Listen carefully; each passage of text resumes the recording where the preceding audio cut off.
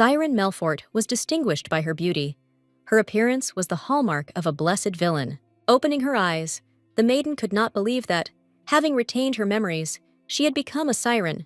It seemed to her that it was a dream. Ciri didn't need anything, but she knew the end. Being in the cold bell tower, she would cuddle the dying man. The young man who was with her was named Aeges Ciceron Fonel Acarnia, a cruel man who had lived his whole life in misfortune, the son of a duke. When the master died, the former glory left the family. The new head had no business abilities. The money was squandered. It all led to tragedy. 7 merchant ships belonging to Acarnia, heading north, were caught in a typhoon and sank. A woman appeared who extended a helping hand. Countess Melfort. She agreed to invest in the business on one condition. The cunning woman asked that the family heir be given to her. The master signed the papers, and the boy ended up in a strange place. No one knew that the woman would immediately brainwash the youth.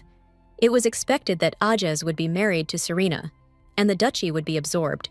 The countess thirsted for blood from the mixing of the two families. The young man had an incredible talent in magic that no one could compare to. The lady decided to brainwash the boy by any means possible, to subjugate him, so that he would obediently obey and love Serena. After being brainwashed, he began to blindly follow the girl. The lady used him as she wanted and destroyed his personality, clouding his consciousness. The novel's protagonist lifted the veil from him and took care of him after his consciousness returned to normal. One day, Aegis disappeared somewhere and then appeared in front of her. The beauty knew that the influence had worn off, so, mockingly, she decided to kill. Virgo quietly asked if Aji really wanted to get rid of her influence so much. He only nodded in confirmation. No one ever noticed the boy's pleading purple eyes. Only his mistress. He constantly cried and begged her not to give him into the hands of the countess. Mother possessed incredible strength. She managed to get rid of the wild heirs and become the head of the family, all thanks to her willfulness. The siren understood the situation. The way the boy was holding onto her skirt and looking at her with pleading eyes showed how much he wanted to escape. In the count's estate, no one showed compassion to Aeges. The lady was a sadist. She did not want the wrong people around her. The brainwashing had 2 settings: to give in to Melfort and to love the siren. For the procedure, there was an illusion room with many incense sticks. No matter how much the boy resisted, every time the girl told him to calm down, it became easier. At that time, the girl was only 14 years old. She could not help him in any way. From some point, the brunette's face began to turn red when he looked at the lady. This was the first sign that the brainwashing was going well. Acarnia continued to ignore the order to obey Melfort. The only place where the girl felt calm was her bed. Once again, when she fell asleep, she was woken up by Aeges. Having stood up, the blonde calmly asked what he was doing. As if out of nowhere, tears appeared in his eyes. The Duke was reacting sharply to the physical injuries of his beloved. The feelings for Serena were never real.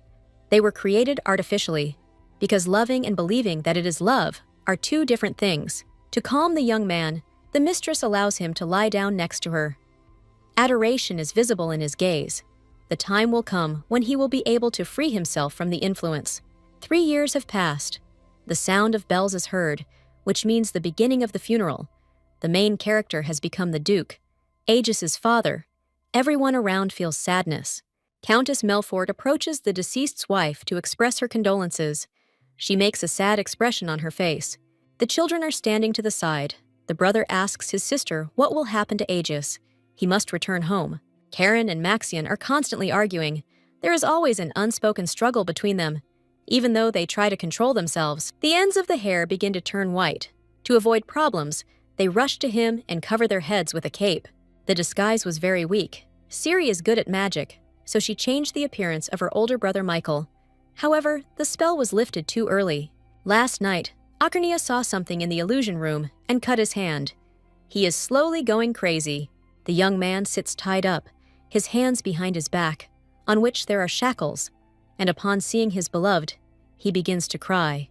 The key to the magical shackles is always with Countess Melfort. She never lets it out or leaves it unattended. Somehow, the brunette removes what binds him.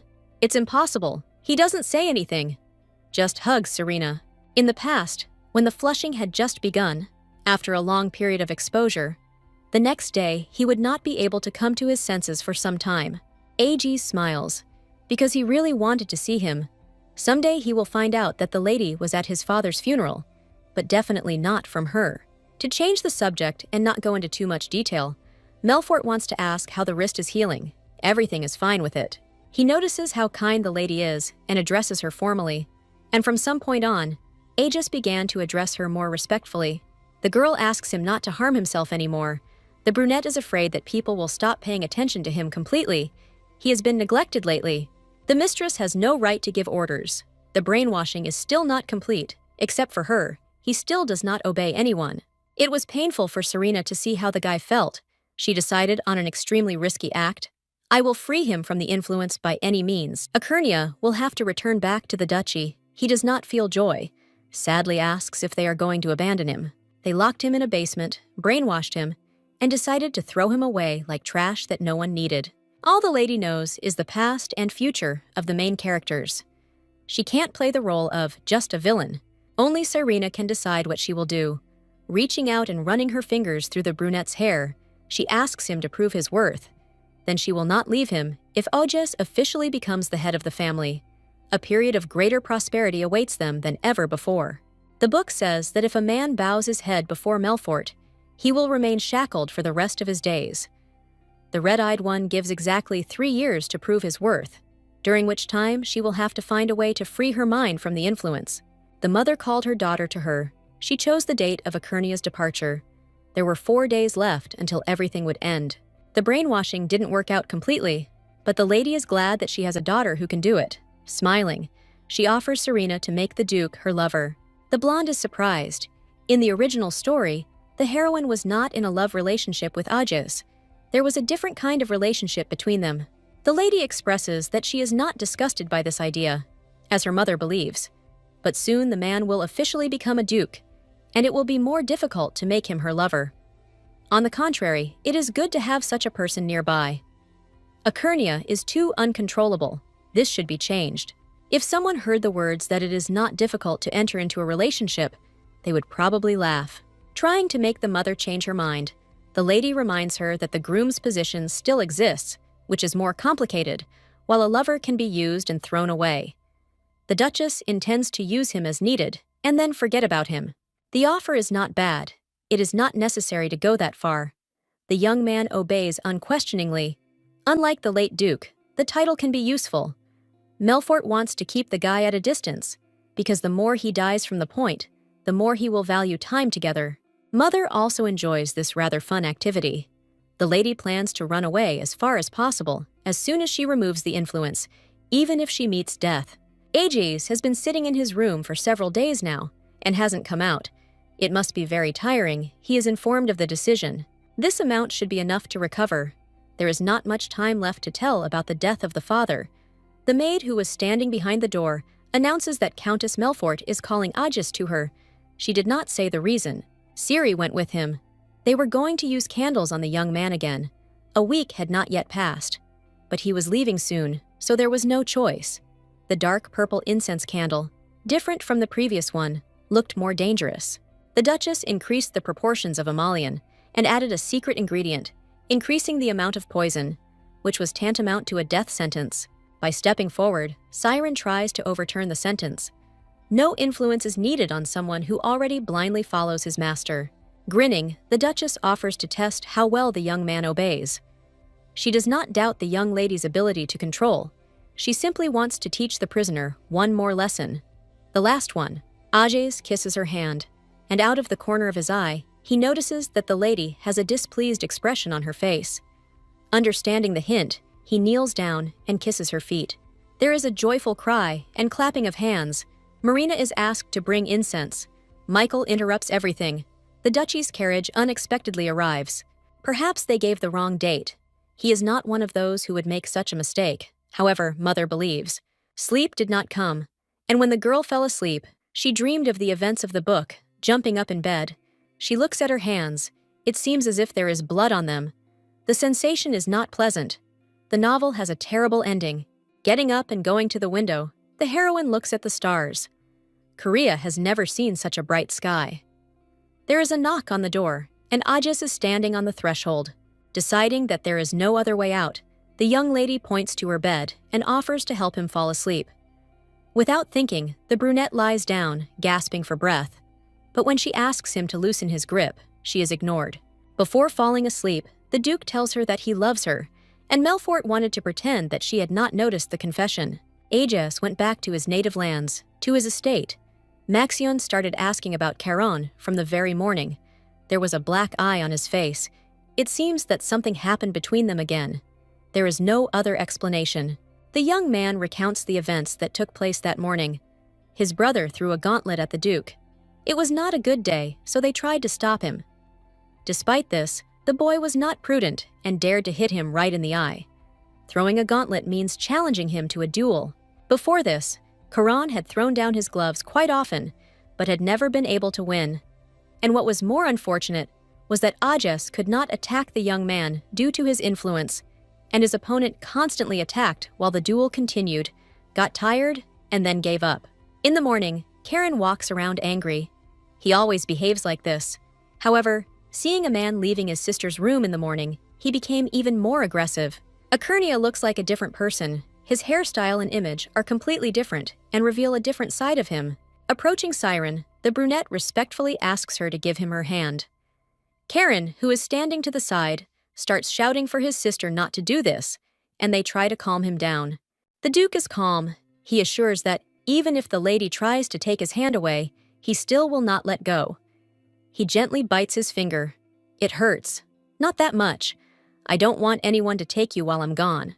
The trail will serve as a ring. There was no need for this. Because Ciri will not go anywhere, Ajas goes to the carriage. Time flies quickly. Exactly 3 years. Melfort is in the temple, not even knowing what to wish for. She just closed her eyes and prayed. At first glance, the maiden sincerely believes in God Elio. But this is just an illusion, nothing more. The saint greets Siren, a joyful smile on her face. She is glad to see such a person thanks to the fact that the beauty donated money. Juliana was able to help people from the slums. With a little flattery, the woman assures that the help is solely the saint's doing. She has her own reasons for pretending to be religious. The reason has a name. Juliana, it was she who freed Ajas from influence and became his last patron. You need to bring the young man to her and try to somehow explain what happened. The family's reputation could suffer, and it wouldn't just affect her. Ciri must be prepared for the fact that after asking for help, she will lose a lot. Maybe even everything. Even if it's not from the heart, she does everything that a believer should do. She says goodbye to the saint, because it's time to leave. The blonde nods, offering to show her the temple. Next time there will be more time for this. Melfort has little interest in the temple tour, but she absolutely must get as close to Juliana as possible. She will warn everyone else and immediately take the lady to her private quarters for the next meeting. The saint grew up in the temple, isolated from everyone. In her circle there remained those who feared her and those who responded to her. Ciri was different. The girl goes to the library. One of her mother's hobbies was collecting books, thanks to which the publications needed for study were almost always found in the library.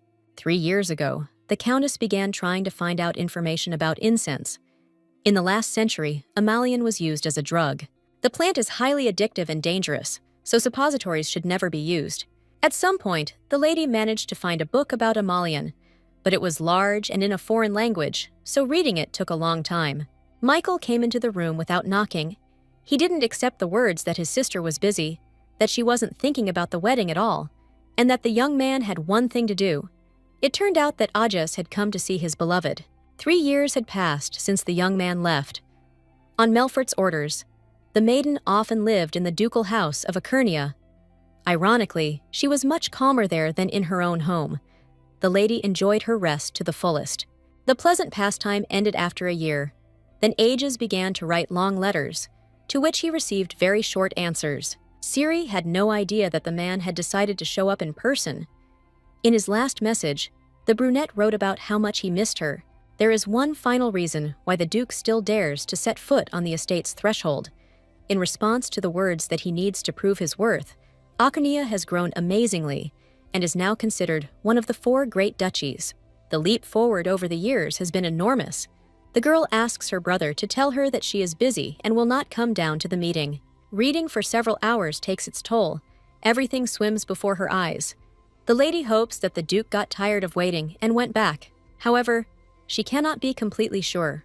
Approaching the door, Serena opens it and bumps into Ekernia. She asked to leave, but he did the exact opposite, so that the girl would not be cold. A jacket falls on his shoulders. The desire to see was too strong and did not allow him to leave. A hand touches his cheek. The young man's face is incredibly cold. Since he saw his beloved, he can go back. But it won't work, Siren insists. Go away, I don't have time for you. Recalling the past, the Duke says that he was allowed to stay close if he could prove his worth. Melfort said this because she wanted to motivate him more strongly. There was a sincere meaning in the harsh words. He became a pearl, this is not the final goal. He wants to make Siren an empress. High treason will have consequences. The brunette realized that he had been at a funeral and that they were talking about his family in high society, but nevertheless, he managed to return to his former glory. Gently kissing her hair, the man repeats the same as usual. Words of love. He only needs Melfort. The rest is not important. He loves her with all his soul and heart. The girl doesn't know how she managed to get back to her room. She has no strength left, and she falls onto the bed, her eyes closing on their own. 2 years ago, the lady began to avoid Aegis. Despite constant refusals, he continued to seek meetings. At that time, the girl still did not know anything about Amalion, and was feverishly looking for ways to free her mind from influence. Then, they managed to find a medicinal herb that showed excellent effectiveness in neutralizing the poison. Having made the medicine, the lady immediately went to the young man and asked him to drink it. Ekernia would have drunk what was given to him, even if there was poison inside, because his beloved gave it to him. The young man's gaze immediately changed, lowering her voice. The blonde asked if they hated her. The man suddenly lunged at the girl, pinning her to the bed. His hands clasped around her neck. He was about to kill her, but tears appeared in his eyes. The lady had changed the original story, which meant she had changed her fate. There was no longer any certainty about what she would die from. At that moment, feeling as if she was suffocating, the beauty did not want to. The lady did not remember what happened next. But when she opened her eyes in the morning, she realized that she was still alive. The marks on her neck served as a reminder. The biggest problem in finding a way to neutralize the poison over the years has been that information is limited. One way was to interact with the elves. Relations between the two races are tense, but this was not always the case. The elves who succeeded in creating medicines also distributed medicines among people. First of all, only they could neutralize the effects of poisons. Therefore, they were necessary for people. About 30 years ago, something happened that destroyed the relationship between elves and humans forever. The cause of the trouble was that the daughter of the elven leader and the prince of the empire began dating, but for some reason, the girl was killed. Of course, the elves protested and demanded retribution from the imperial family, but in response, they were ignored. And eventually, those who did not want to retreat were sentenced to death for insult. The wrath of the race pierced the sky, and eventually, their interaction with humans was interrupted. Since then, they hide deep in the forests from human eyes, not showing themselves outside. Siren needs the elves, because no one else can neutralize the poisonous properties of Florent. In the original, the protagonist uncovers an illegal slave trade and rescues the captured son of the chieftain. The illegal trade was run by one of Age's puppets, Viscount Kalen, who was brutally murdered by his master in the original. The girl won't have another chance. She plans to free that slave. The siren showed up at the training ring. She asks Michael if he is busy and receives a positive answer. This is revenge for last time. Sitting down. The lady is going to continue. She needs something. The woman asks for an invitation to a slave auction. Tospo is the pseudonym of Viscount Kalen, known only to a small circle of people. Although at times the young man appeared easily manipulated and stupid, he was able to take his place among the people of the underground. The lady hadn't seen his cold expression for a long time, or rather, his true face. The man was trying to understand where the girl got the information from, but she wasn't going to explain anything to him, because it wasn't his business. When the hero voices his thoughts about information not being something you need to know, the blonde just snorts. It's better to keep an eye on valuables, and if something gets lost, it's not the fault of the person who found it. The beauty calmly says that she needs an invitation. No one knows where the next auction will open except her brother. There were quite a few times when he expressed a desire to use blood for experiments, once he was allowed. But after that, there were strange sensations inside. The red-eyed one offers 10% of her mines. This is more valuable than Tosipo's invitation. The lady received the mines from Aji's for her birthday. They contained many rare and valuable minerals, many of which interested her brother. But the Duke didn't care, so he gave everything to his beloved. The blonde lowers his voice, asking her to stop. He is not the one who would put his sister in danger for his own benefit. Turning around to leave, the young man does not notice until the very end that they're about to attack him. The Countess suddenly creates a sword.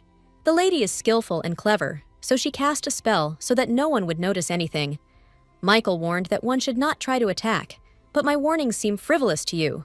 It was better to end this stupidity before it went too far. There was no way to retreat.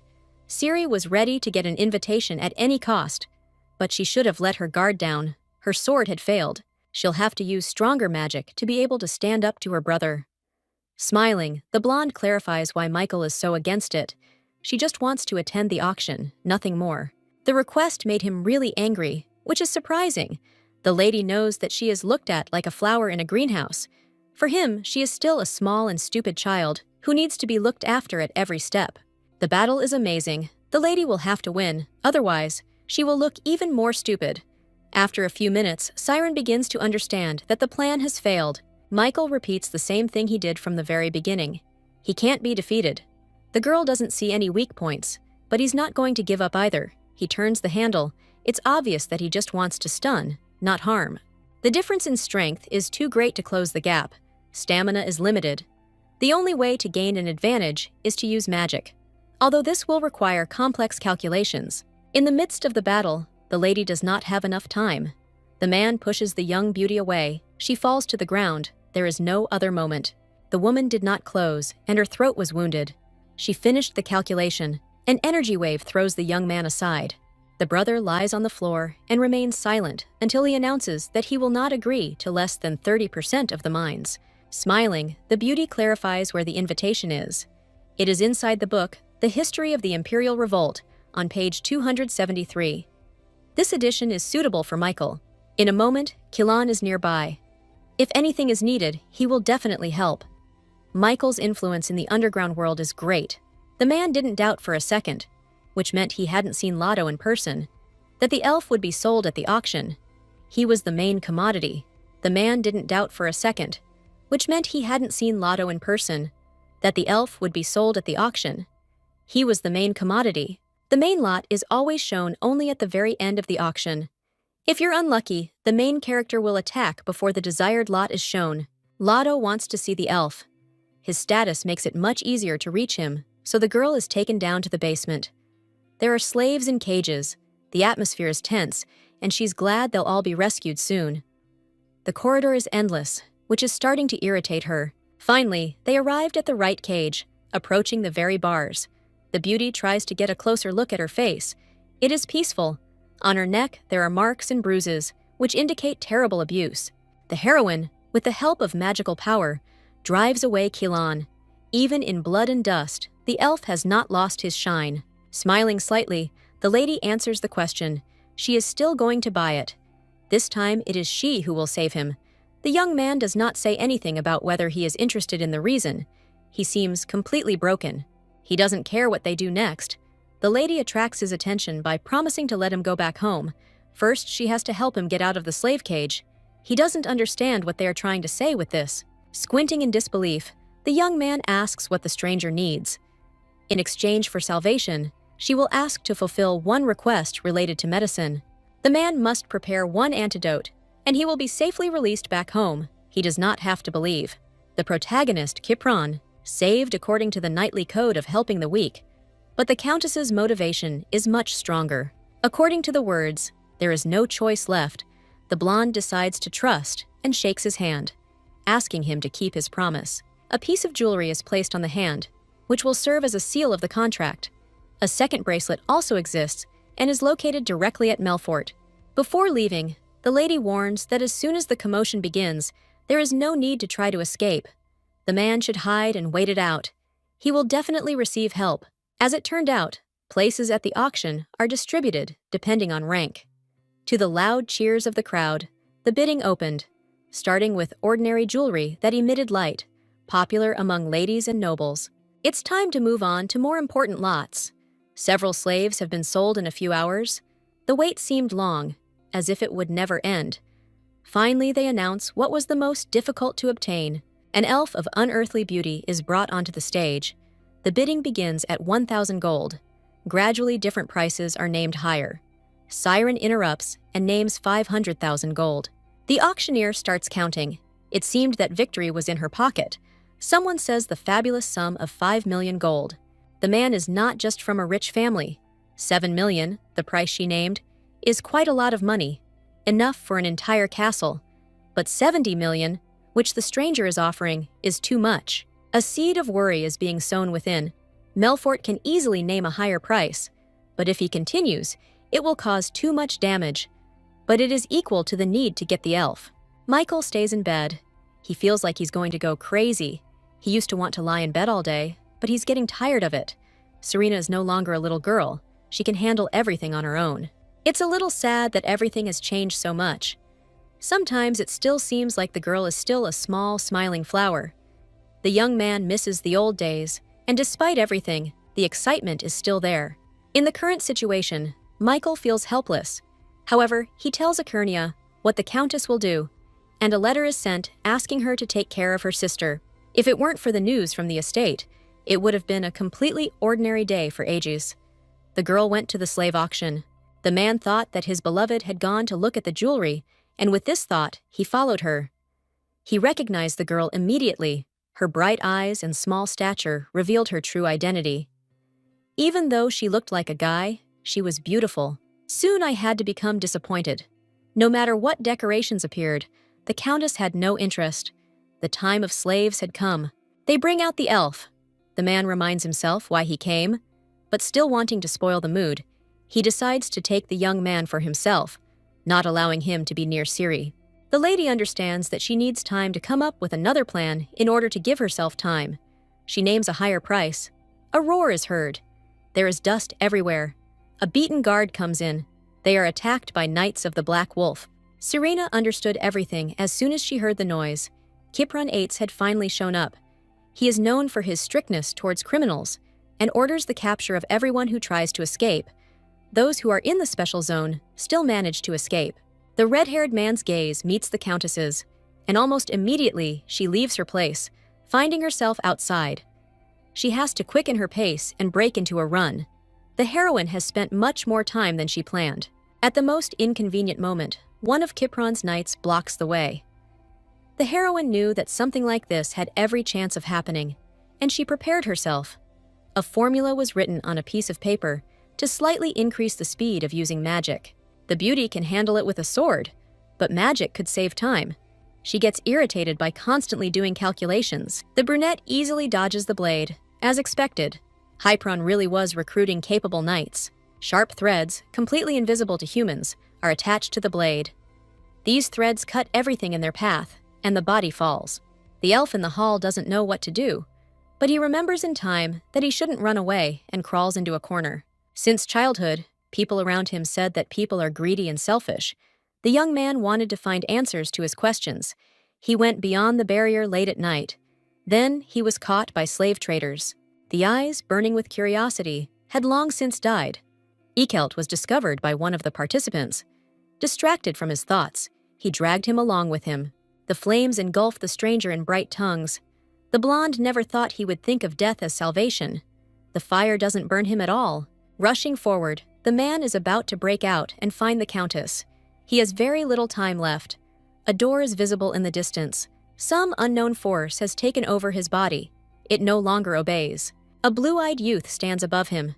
The closer he gets, the more instinctively he senses danger. Bending over, the aristocrat studies the find. He thought that the elf would die, but he survived. He is surprised. Initially, he was going to roast one pig. It would be a shame if a rare exhibit were to suffer. He becomes disgusted, as expected. Even a frowning expression looks great. Such beautiful features are encountered only for the second time in a lifetime, although Eichelt is definitely inferior to that face. Consciousness begins to cloud. Everything swims before his eyes. The body falls. Any hope is meaningless. It was given by the siren, but even she will not help. The blue-eyed man descends lower. The feeling is unpleasant, as if goosebumps are running all over his body. It was stupid to put hope in a person. The young man tries to make a final push. Everything ends in failure. Melfort is confused. The original didn't include the scene where Hypern met her at the auction. The chances of failure are very high. The lady had met the night before. They even danced at the same ball once. There is no one who does not know who Ates is. The voice was changed with the help of magic. But this does not change anything. The image of a man does not guarantee that the truth will be difficult to get to the bottom of. There is not enough time to use the magic of transformation. The gears in my head are turning restlessly, trying to figure out what to do next. Whatever the Countess uses, she is unable to defeat him in an open confrontation. It seems that everything is over. Something incredible happens. Someone covers the body with their hands and grabs it. Landing on the ground, the lady immediately turns around. In front of her is the one who tried to outbid her on Ekult. The voice modulation magic flew off during the teleport. The stranger does not seem surprised, although it must be strange for him how much the tone changed. The man seems to know what the mistress's real voice is. The girl doesn't care what the brunette was running away from. She just wants to understand if he knows who is hiding under the mask. There is no answer, only silence. The beauty steps away and looks around the hut they ended up in, shamelessly asking again. But she needs help again. For this purpose, Ekult was given a bracelet. The decoration was intended not only to seal the agreement, but also to contain magical power. In order for the body to move, the Countess would need to introduce magic into the circle. She tried to find a dark, deserted place. Drawing quickly isn't that difficult. The lady drew a new sign and asks the stranger to direct magic. For some reason, nothing works. There are no problems with the circle. The bracelet was obviously removed from the owner's hand. Ikeltu is unable to remove the jewelry on his own. It is configured so that only someone with magical powers can remove it. The woman asks to use the move again. Teleportation is a highly advanced power, and the number of people who can use it is severely limited. The man is incredibly talented. Since he uses tricks with ease, Siren asks him to return to the auction house. Even the most skilled mage would be exhausted after using teleportation once, but after using it several times, the guy is still not exhausted. He shows no signs of fatigue. Despite the refusal, they still move. After thanking her for her help, the lady wishes to go forward. She says that she will go inside, from the outside, of course. It looks crazy to go there, where the tongues of fire are burning. The mission is not yet complete. Insisting on his own, they ask him not to interfere. The words sound rude and ungrateful, considering all the help. If the auction hadn't been outbid, everything would have been fine. The young man wants to go along. He doesn't think he'll regret it. The girl warns that she'll use magic until the mania ends. There is no reason to refuse help. The hero is asked to move them to the second floor. The lady opens her mouth to say where they need to go. A chandelier falls nearby. Black smoke fills the room. The brunette understands who exactly they are looking for. He doesn't think there is any point in looking for him, because the man is probably already dead. The girl reminds that the stranger also wanted to buy the elf, which means he also saw his value. Shrugging his shoulders, the Duke declares that he sees no point in searching for the prisoner. A suspicious sound is heard in the distance. It is not the building collapsing, but something else. The maiden cannot be mistaken, because she clearly hears a familiar voice. The elf is lying on the floor, but in front of him stands a man with bright blue hair. He is smirking.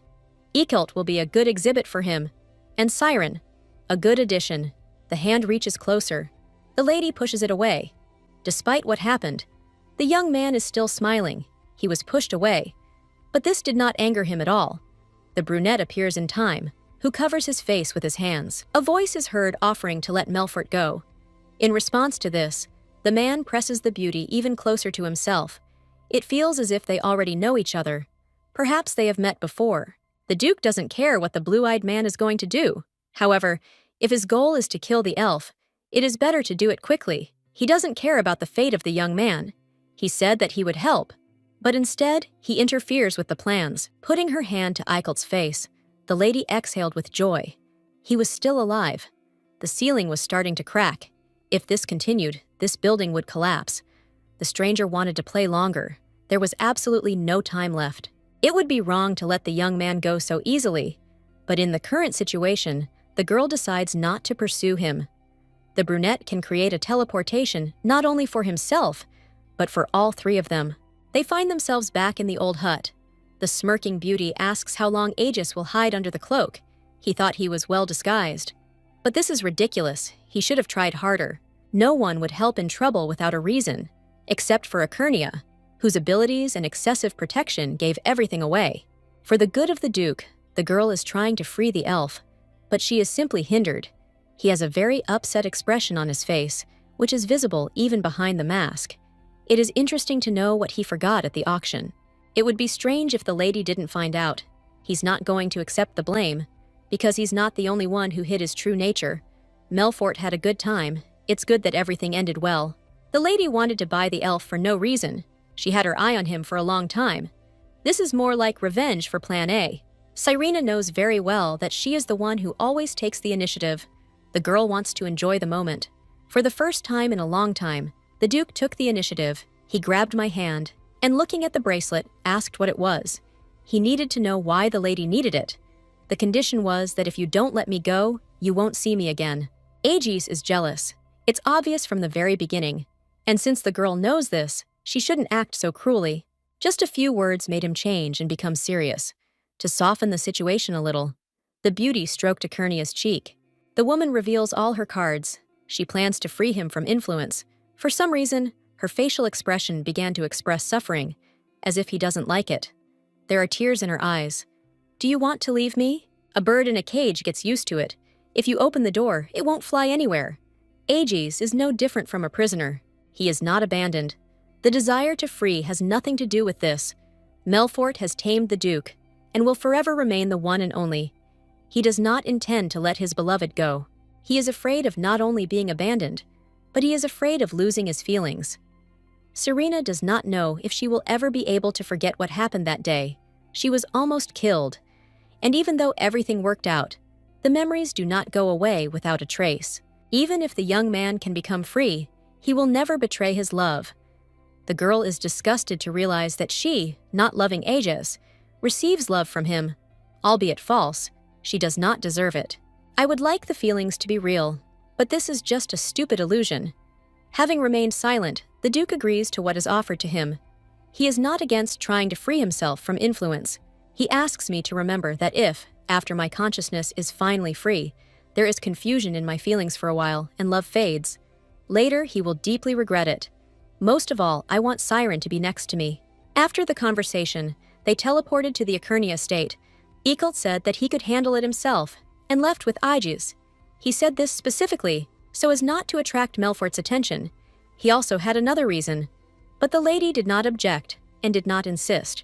Recently, Mother gave orders to look after the guy at his home. A hard day was coming to an end. Going to bed, the girl can finally calmly close her eyes. A few hours later, the lady gets up and bumps into Aegis. He has a bottle in his hand. She won't refuse his request to have a drink together. Until the glass of wine is empty, no one will be the first to speak. Alcohol has its own power that will change the atmosphere. Smiling, the Duke suggests playing a game. The winner will be able to command the loser whatever he wants for 1 hour.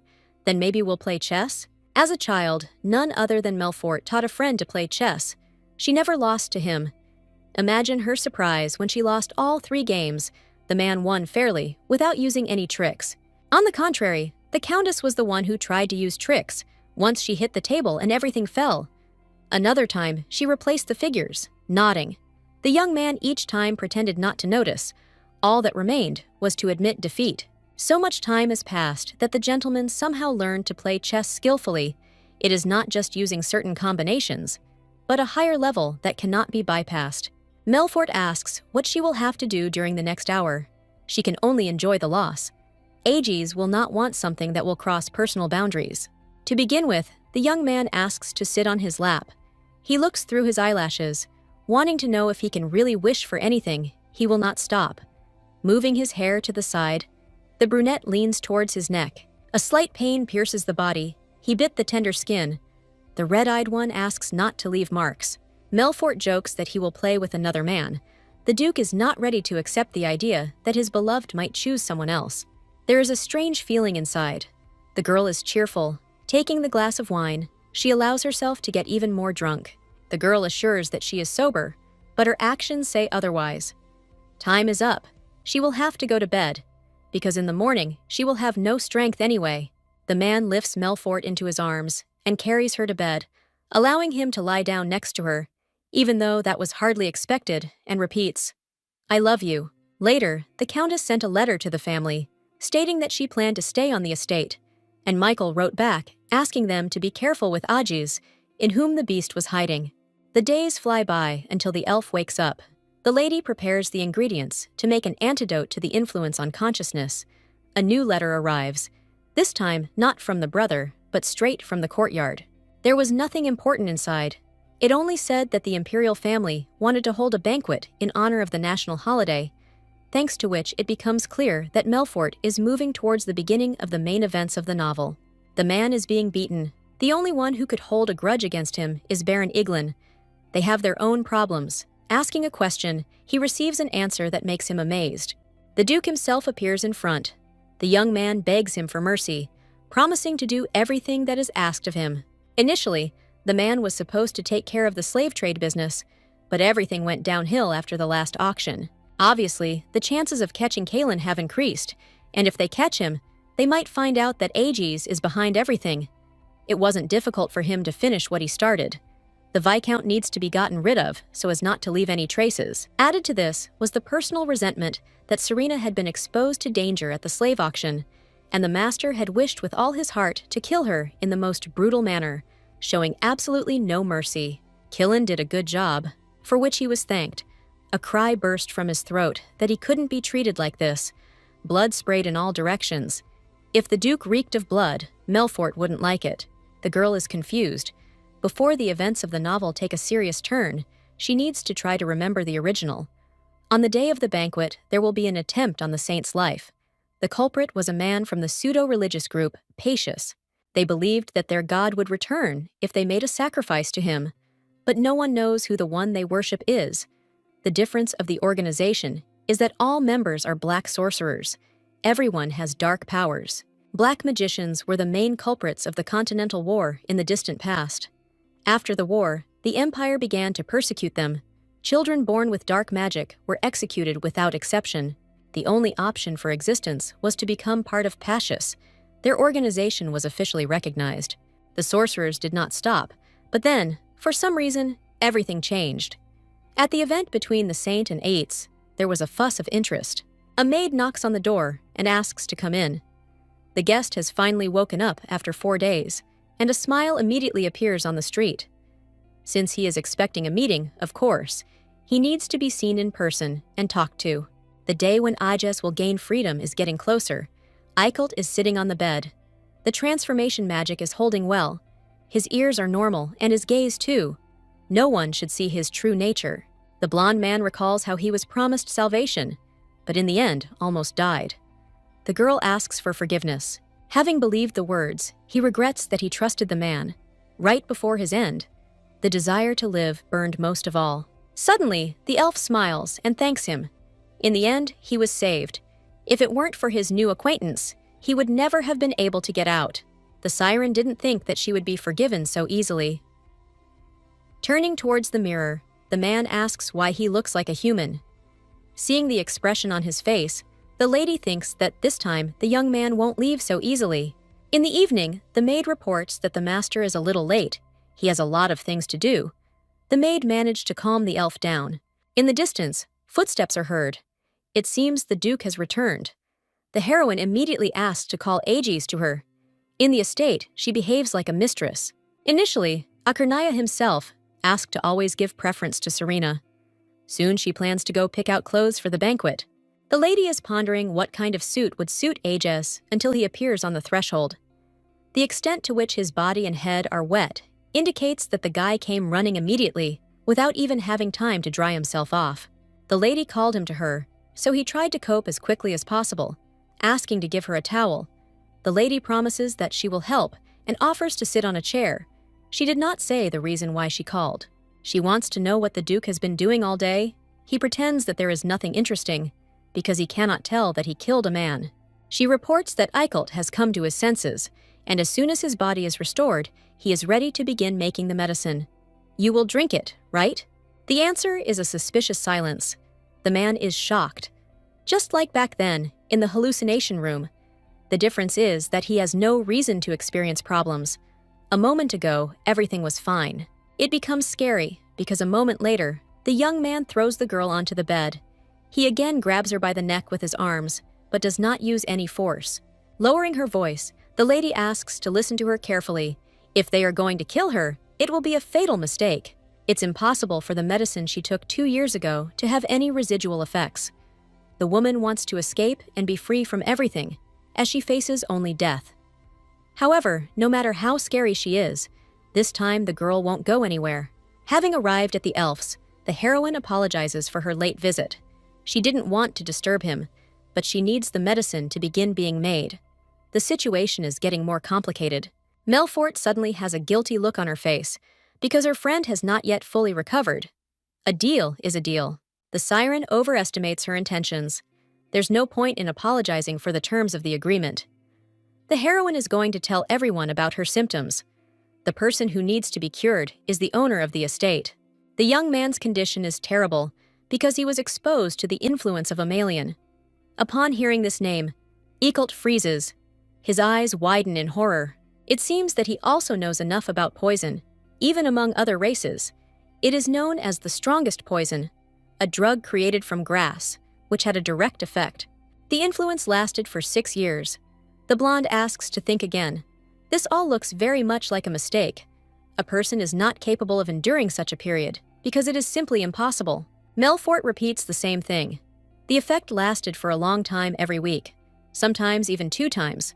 Whether this is possible or not, Eichelt looks intimidated. In addition to the poison, brainwashing took place. The Countess understands that someday she will have to tell the whole truth. The time has come. She starts from the very beginning. During the night, he manages to tell everything that happened, from the moment the lady decided to free the young man from influence. A Malian is definitely located all over the body. First, you need to solve this main problem. The elf asks not to be upset and not to cry. He believes that the girl wants to do everything as best as possible. I will help you.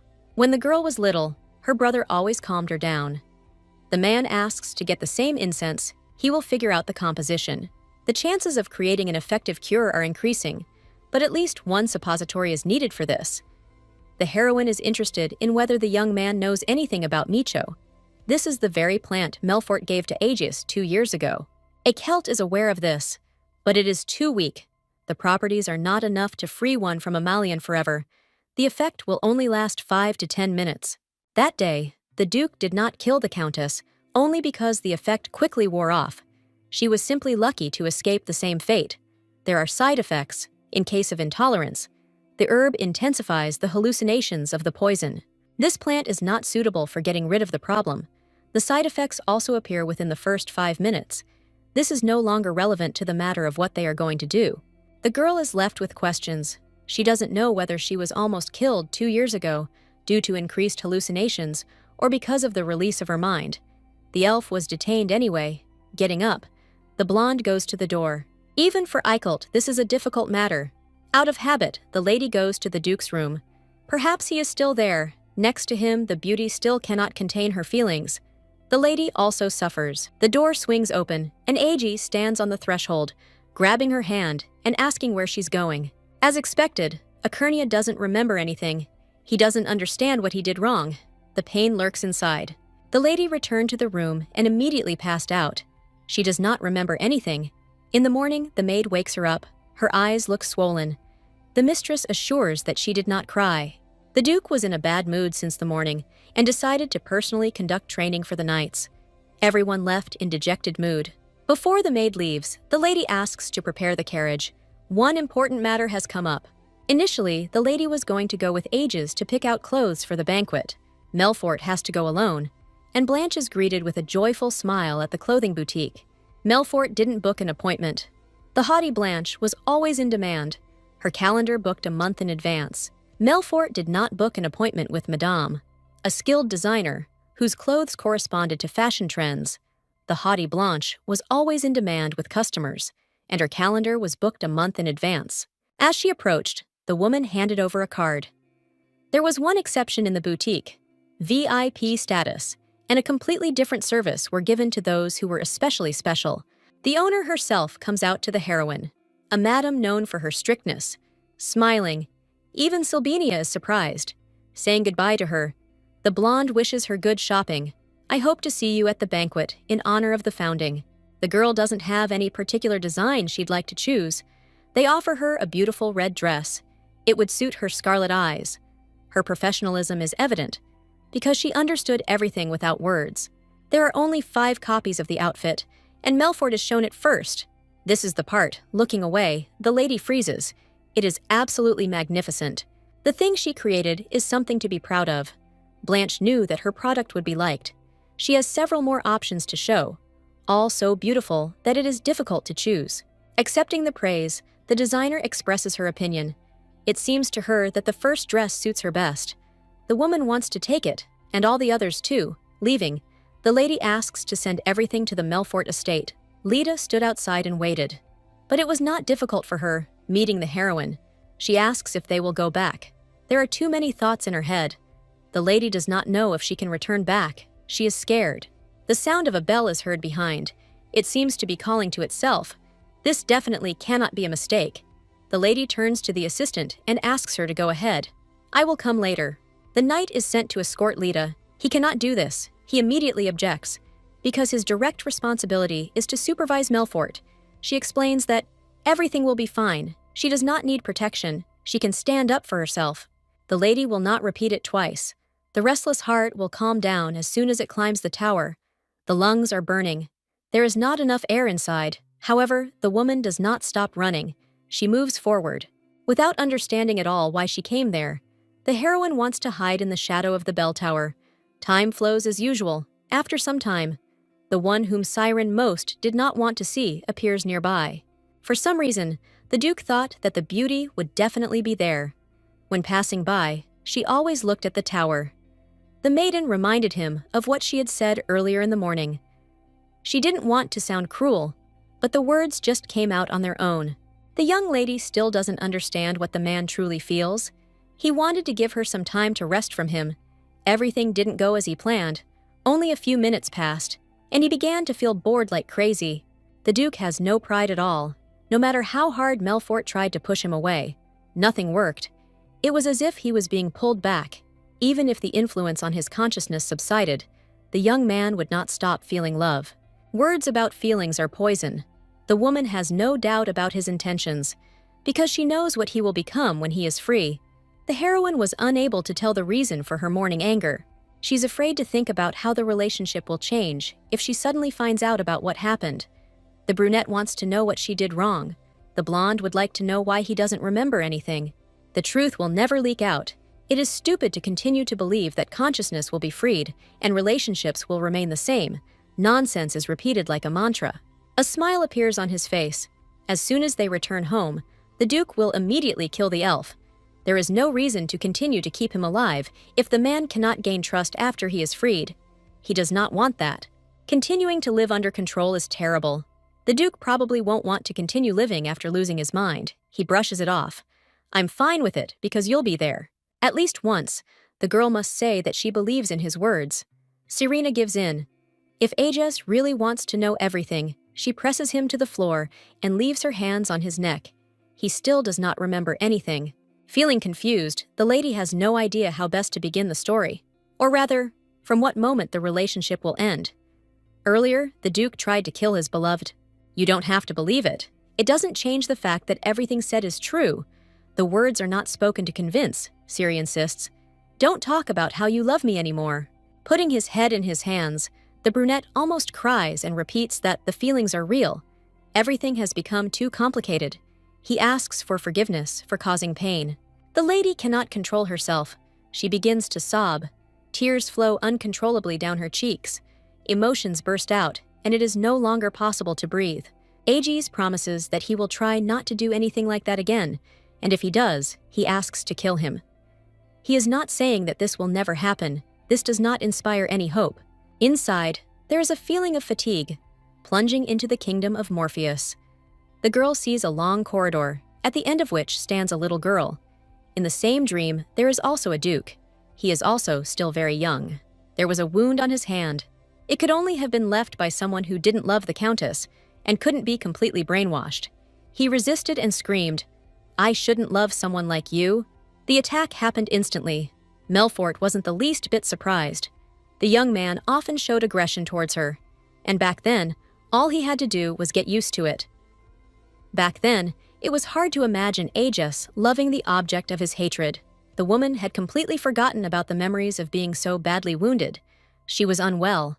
It was preventing her from dwelling on it. Earlier, Michael was asked to check the Countess's schedule. The estate should only be entered when it was empty. Eekelt immediately understood where the lady was heading. He himself asked to get Amalien's candle. His heart was beating wildly. The worries did not subside. Every time she closed her eyes, she would dream of Aegis as a poor boy who could not do anything. A little time passed, and Serena changed her mind. The Duke changed. She did not want to see his eyes.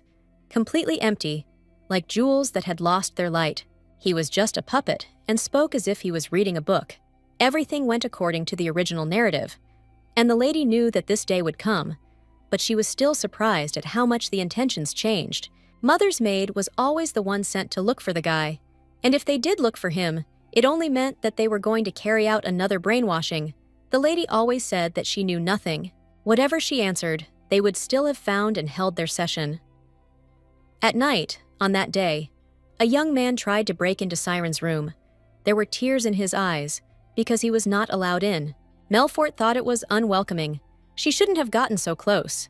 The guy said it hurt. But still, penetrating into the chambers, he climbs in to hug.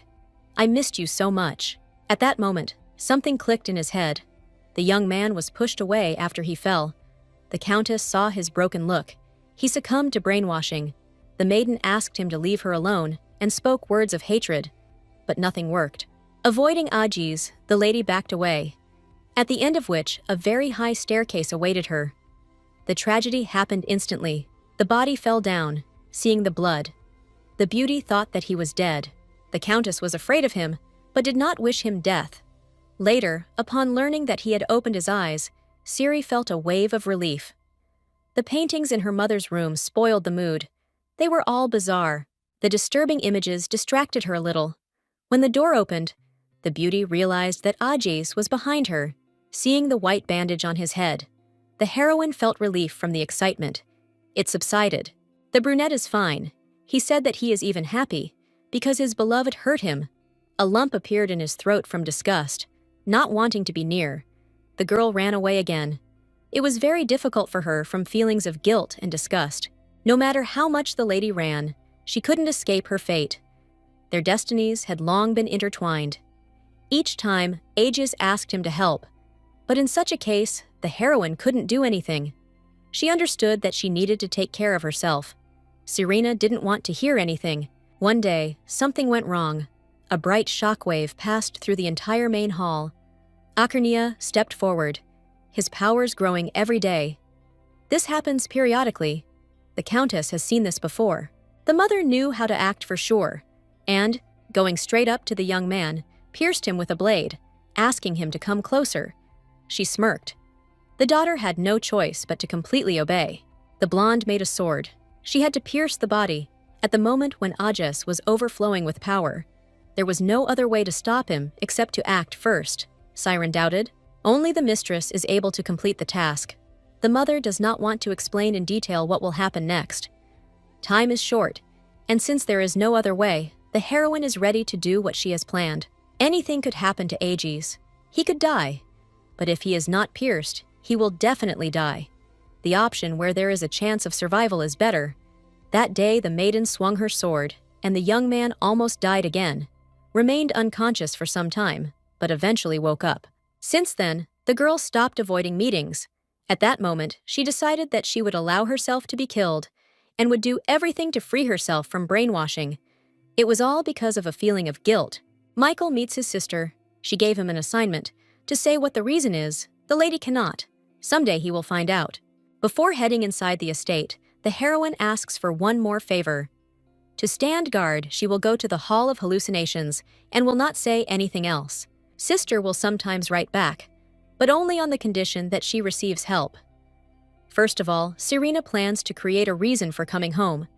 She took care of this in advance and sent dresses from the boutique. There is no time to rest. All the servants have been called away. I didn't want to go to the basement, but my feet took me there on their own. Even just standing at the door, the gentlemen are worried. My heart feels like it's jumping out of my chest. The girl reaches for the handle. There is a terrible cold inside. The sensations are not pleasant. She wants to calm down, but inside there is doubt, because the candles are nowhere to be seen, although they should be nearby. There's a sword in the corner, blood spattered on it. Only Aegis can enter the room. He definitely didn't come to Melfort. Useless thoughts go away. The search continues further. Nothing works.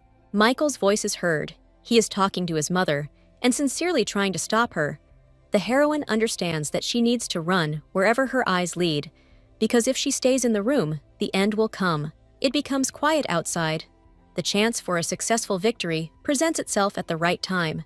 The body weakens and Siri sinks to the floor. A hidden shelf is visible.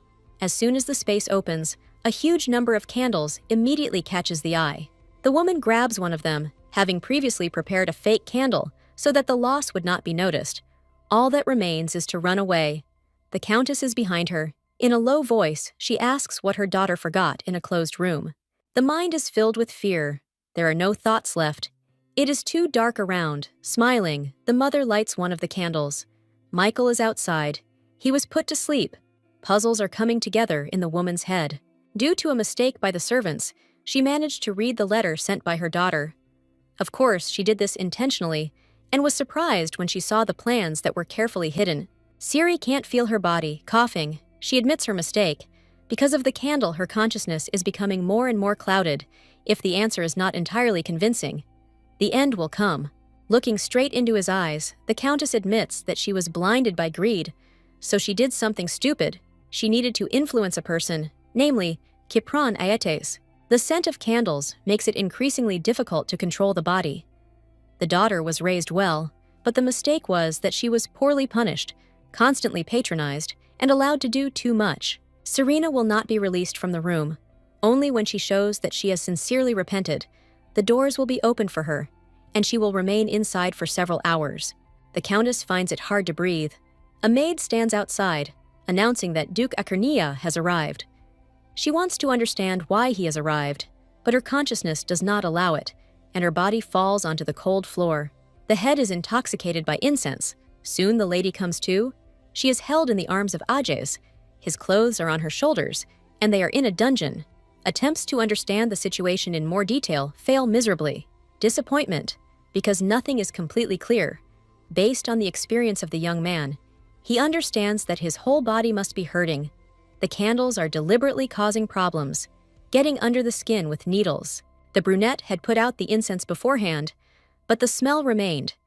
When they left, they would light it again, and the red-eyed girl immediately realized that this was the reason for her sudden improvement. Attention switches to his neck. The guy is breathing with difficulty and sweating heavily. His heartbeat is so loud, as if his heart is ready to jump out of his chest. Strange. But this sound brings peace, right up until the moment the Duke disappears somewhere. With deft movements, the boy manages to climb out of the cage. Before his eyes, he sees a vision of a little boy, repeating about love. The girl screaming, she needs to calm down. She begs Ajasa not to approach, and assures him that it is not a hallucination, because he felt pain. The brunette explains that it is the effect of the candle, but he is still scared. What if everything changes again? The incense room is truly a great place to destroy a person. The blonde can't understand how Akernia endured torture for so long. She's afraid to fall asleep. Her body won't obey. Her eyes are closing. Siri comes to her senses again in the carriage. The heroine pulls herself together and begins asking questions about why she came to the estate. The guy is interested in the same thing. Until his beloved gives a clear answer, he also refuses to answer. Snorting, the heroine decides to resign herself and explain. Reaching under her clothes, she takes out one of the candles. She had no choice but to steal it in order to obtain an effective medicine. The elf asked her to study the composition. Aegis gets angry. His legs press hard against the floor. As Siren said, after releasing the influence, the master will stop loving her. Aren't you too naive? It's worth remembering about the Countess. She's a terrible person. She can do anything. But the Duke won't help. The girl is in a belligerent mood. She can handle everything on her own. The young man imagines that perhaps someone has feelings for him. It seems impossible. No matter how beautiful the jewelry is, if it is a fake, there is no use for it. Love is like a jewel. Planning to move to the end, the lady wants to free herself from influence. She wants Ayus to no longer obey Melfort. Although if he is not bound, he will become a real beast, consumed by hatred. The Countess has long understood this, so if something like this happens, she will first get rid of him, and then of her daughter, who brought such trouble. Wanting to end the conversation, the blonde hastily reminds that the Duke still belongs to her. She asks the same question again. Why did you come here? Previously, he was informed that the lady had gone to the Melfort estate. The young man experienced pain in trying to remember what he had done wrong. He decided that they were tired of him and decided to leave him. In order to keep his beloved, the hero went after her. Serena's mother explained that they would not be able to see each other. Her daughter had done something wrong and was being punished in the hallucination room. Like no one else, the brunette knows how terrible it is to be there. The girl has no immunity to withstand torture. The Countess offers to join her. Then she will reduce the punishment by an hour. Until the very end, the guy could not understand why it was necessary to do something reckless. He wondered, doubted. Maybe they really loved him. The rest of the way to the estate, the lady was unwell. Maybe because of motion sickness or because of the conversation. As soon as they arrived at the place, being exhausted, she fell asleep. The beauty slept and woke up when the color of the sky was the same. It turns out the dream lasted 2 days. Her chest hurts. After the influence of Amalion, this is normal. It will be difficult at first. The elf apologizes.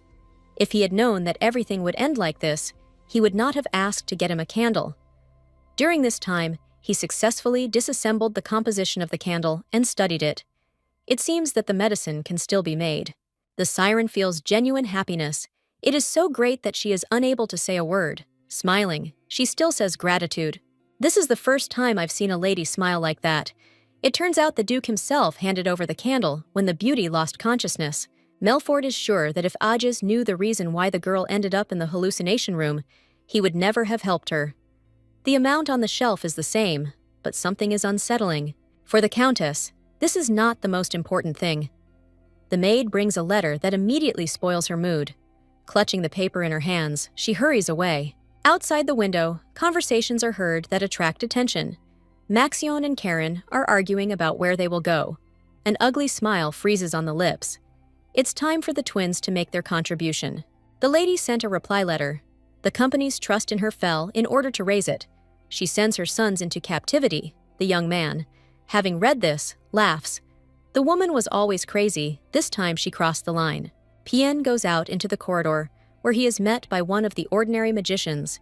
He wants to give him a chance to distinguish himself. Everyone around is a coward, because of whom the dark forces lose face. An excellent chance has presented itself to show that this is not so. The man decides that they need to kidnap the saint. The blue-eyed man regrets that he decided to listen to the blockhead. In order to kill Juliana, a carefully thought-out plan is needed. The Countess's sons are being held in a room with young aristocrats. Magic has been cast on the door, and from the threshold they begin to scream to be let out. But unfortunately, this is impossible. Maxion asks Caron to be quiet and calmly asks why they were locked up. Nothing would change if he knew the reason, which means there is no point in it. He is sure that it is better to know than not to know. Pien came to satisfy his curiosity, and not the other way around. The young man's face seems painfully familiar. He looks like that girl from the auction, dressed as a man. Is he her younger brother, or just has the same features? Many people say that the Melfort family has special blood. And upon hearing this, the younger one remembers his sister, and it is obvious that they are talking about her. Michael was always interested in Serena's blood. He said that she was attractive. At the time it seemed like trash, and it was abnormal to want something like that. Blue Eyes himself understands that they are talking about Melfort. But Karen, who whispers it out loud, makes everything even clearer. It seems the girl is in danger. The Countess comes to Aegis. She's ashamed to admit it, even to herself. But she misses him. There are bandages with blood on the floor. The owner himself is just coming out of the bathroom. He overdid it a bit during training a few days ago, but there is no one who can hurt him. The only one is Hippocrates, and it is not yet time for their confrontation. Perhaps the young man was injured by Melfort. The maiden reaches for the wound and offers to examine it. He needs to change clothes, which means the lady will come a little later. The question about the bandages still remains in my head. Judging by the color of the blood on the knife that I found in the hallucination room, it matches the day when Aegis attacked and tried to strangle me. This may be related to the reason why everything went wrong that day. There are not enough clues. Nothing is known for sure. The upcoming banquet is coming soon. The lady has been assembled, and she is incredibly beautiful. She will definitely be the main character at the upcoming event. The elf also thinks that she is not bad, but too thin. The maid asks him not to listen. Aegis is tired of waiting for his companion. It's chilly outside. The sun has set, and the wind has become colder. The Duke meets his beloved's gaze and immediately declares, "I don't want you to go to the banquet." Last year, the young man also had a hard time. The Countess was uselessly beautiful. He would like to stop the passage of time and continue admiring the dress. The girl snorts. This is not the first time she has heard such speeches. She turns around and climbs into the carriage. Turning around, she asks why the gentleman is hesitating. The young man is sad, but still calmly follows her instructions. There is not much time before the banquet. At her very first appearance in society, the lady was surrounded by aristocrats. They complimented her on her dress, asking if it was chosen to match Aegis' suit. Erzea Sylvania intervenes in the conversation. According to the original story, this is Juliana's friend. Because she likes the Duke, she hates Siren. She is angry that the outfit suits the master. Blanche was in charge of the dress design. Most likely, Madame was sure that there was something between them.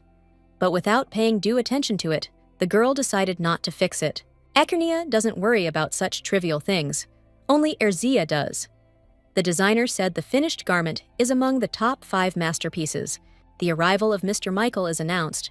After that incident, the lady was worried and sent letters several times because of pain and regret. She regrets that she asked for help. Running up to her brother, she declares that she missed him. This makes her smile. He is fine. Unlike his lazy sister, he diligently trains every day. When it comes to Maxion and Karen, they report terrible news.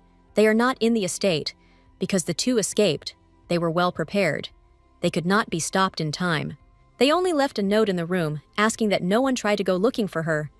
No more than a week had passed since the escape. Ciri wanted to scream, but the place was not suitable. The guys are definitely well prepared. Michael diligently continues his search. Although it is problematic, the girl does not believe her brother's words at all. Kipron arrived at the banquet as expected. His presence was irresistible, his fine clothes and fine appearance combined. The girl thinks that they are looking at her. She is not mistaken, looking straight at them. The man silently says that he has found her. The lady feels a lump in her throat. She thought that they did not recognize her. To avoid getting involved in anything, the beauty goes to the balcony. She needs to get some fresh air. The night outside is cool. After a while, the heroine is getting ready to return. At the banquet, Saint Juliana. At the next one, she will already be with Hypron. According to the original, he will soon approach her. The story changes. Because Ates meets Siren. The young man invites Melfort to dance. The lady thought about refusing, but decided to agree to test the waters better. Aja stands between them. He does not let go of his beloved's hand. Permission for the first dance has already been received. This is a lie. However, Ciri decides to play along. She says that she really has already promised, but she will agree to the second dance. The music starts playing. The brunette asks in bewilderment why it was necessary to agree while he was nearby. It is better to give up some freedom, because jealousy is too great. Having promised that she would return to him later, the Countess begins to dance. A song with a faster tempo plays. Kipron does not drag out the song at all, declaring that he recently saw someone similar to Melfort. The young man hesitates to say something directly and beats around the bush, watching for reactions. The blonde must remain calm. The method is used out of confidence. Ciri's eye color is beautiful. It cannot be imitated even with magic. The lady is trying to shake her confidence. She is wondering where the knight met that girl. It turns out he was seeing a guy. The lady says that in that case, she misunderstood everything, even though the attempts looked awkward. But that day the clothes were men's. It was difficult to see the aristocrat behind everything. The Countess remarks that she would not mind meeting this young man. Kipron himself would like them to be able to see each other again. The music ends on time. It is time to return to Ajay's. Quite by chance, the lady becomes a witness to an attempt on Juliana's life. Someone pours something into her glass and runs up to snatch the wine from her hands to prevent it from entering her system. Melfort wants to check something. The believer saw how some poison was added. The magician screams about an unfair accusation. He is ready to drink everything himself and prove it. There is a drug that only works on those with divine power. Juliana should check the contents herself. It really is poison. Again, this is different from the original story, because there, Aetz was supposed to stop the nobleman before he could even get close, but this did not happen due to his interest in Siren. The situation changes dangerously. The aristocrat wastes no time. Realizing that he has been spotted, he takes out a dagger. The Countess protects her friend, but she is wounded. Blood gushed from her forearm. The lady is trying to come to her senses, because not everything is over yet. At some point, people in black gathered around. There are too many of them. The maiden frantically tries to remember some kind of magic that can provide protection. Before the red-eyed one can come to her senses, screams are heard. The lady hasn't had time to do anything yet, and everyone in the hoods has been killed. A familiar voice. Siren, why didn't you come back to me and break your promise? Aegis takes a bandage and stops the bleeding on his hand. There are knights in the hall. They will not allow anyone to leave. The story will follow the original plot. All the ringleaders will be sent to prison, and after interrogation, their secrets will be revealed. The brunette bandages the wound too tightly. The saint understands that her friend is suffering because of her and agrees to help with the treatment. The offer is generous. However, divine power does not work on a person from a family with magical powers because it is diametrically opposed. Aegis is an exception. He was born with magical abilities in a family that previously lacked powers. So in the original, Juliana's abilities solved the problem of brainwashing. The saint should not cry. But for some reason, she can no longer restrain herself. At such moments, she can express gratitude and try to calm down. Melfort hopes that in the future, if she needs help, she can count on her friend. She will definitely repay everything and try her best. One day, the day will indeed come when Juliana will need to repay the debt. She does not yet suspect that she will be asked to help get rid of the influence. His Majesty asks Melfort to receive proper treatment. The brunette lifts her into his arms. The wound is not that serious, but they treat her like a princess and it is awkward. Finally, the lady says goodbye to the saint. I look forward to our next meeting. People from the temple run up to Juliana. They are very ashamed that this happened. The maiden wants to be alone. They assure her that it is not safe. She does not listen, because she is on the edge. After the girl took up her post, everything went wrong. At the banquet, she caused a lot of problems for those around her. She wanted to get closer to Serena, and she herself killed all chances of this. Stopping people from being a nuisance is no easy task.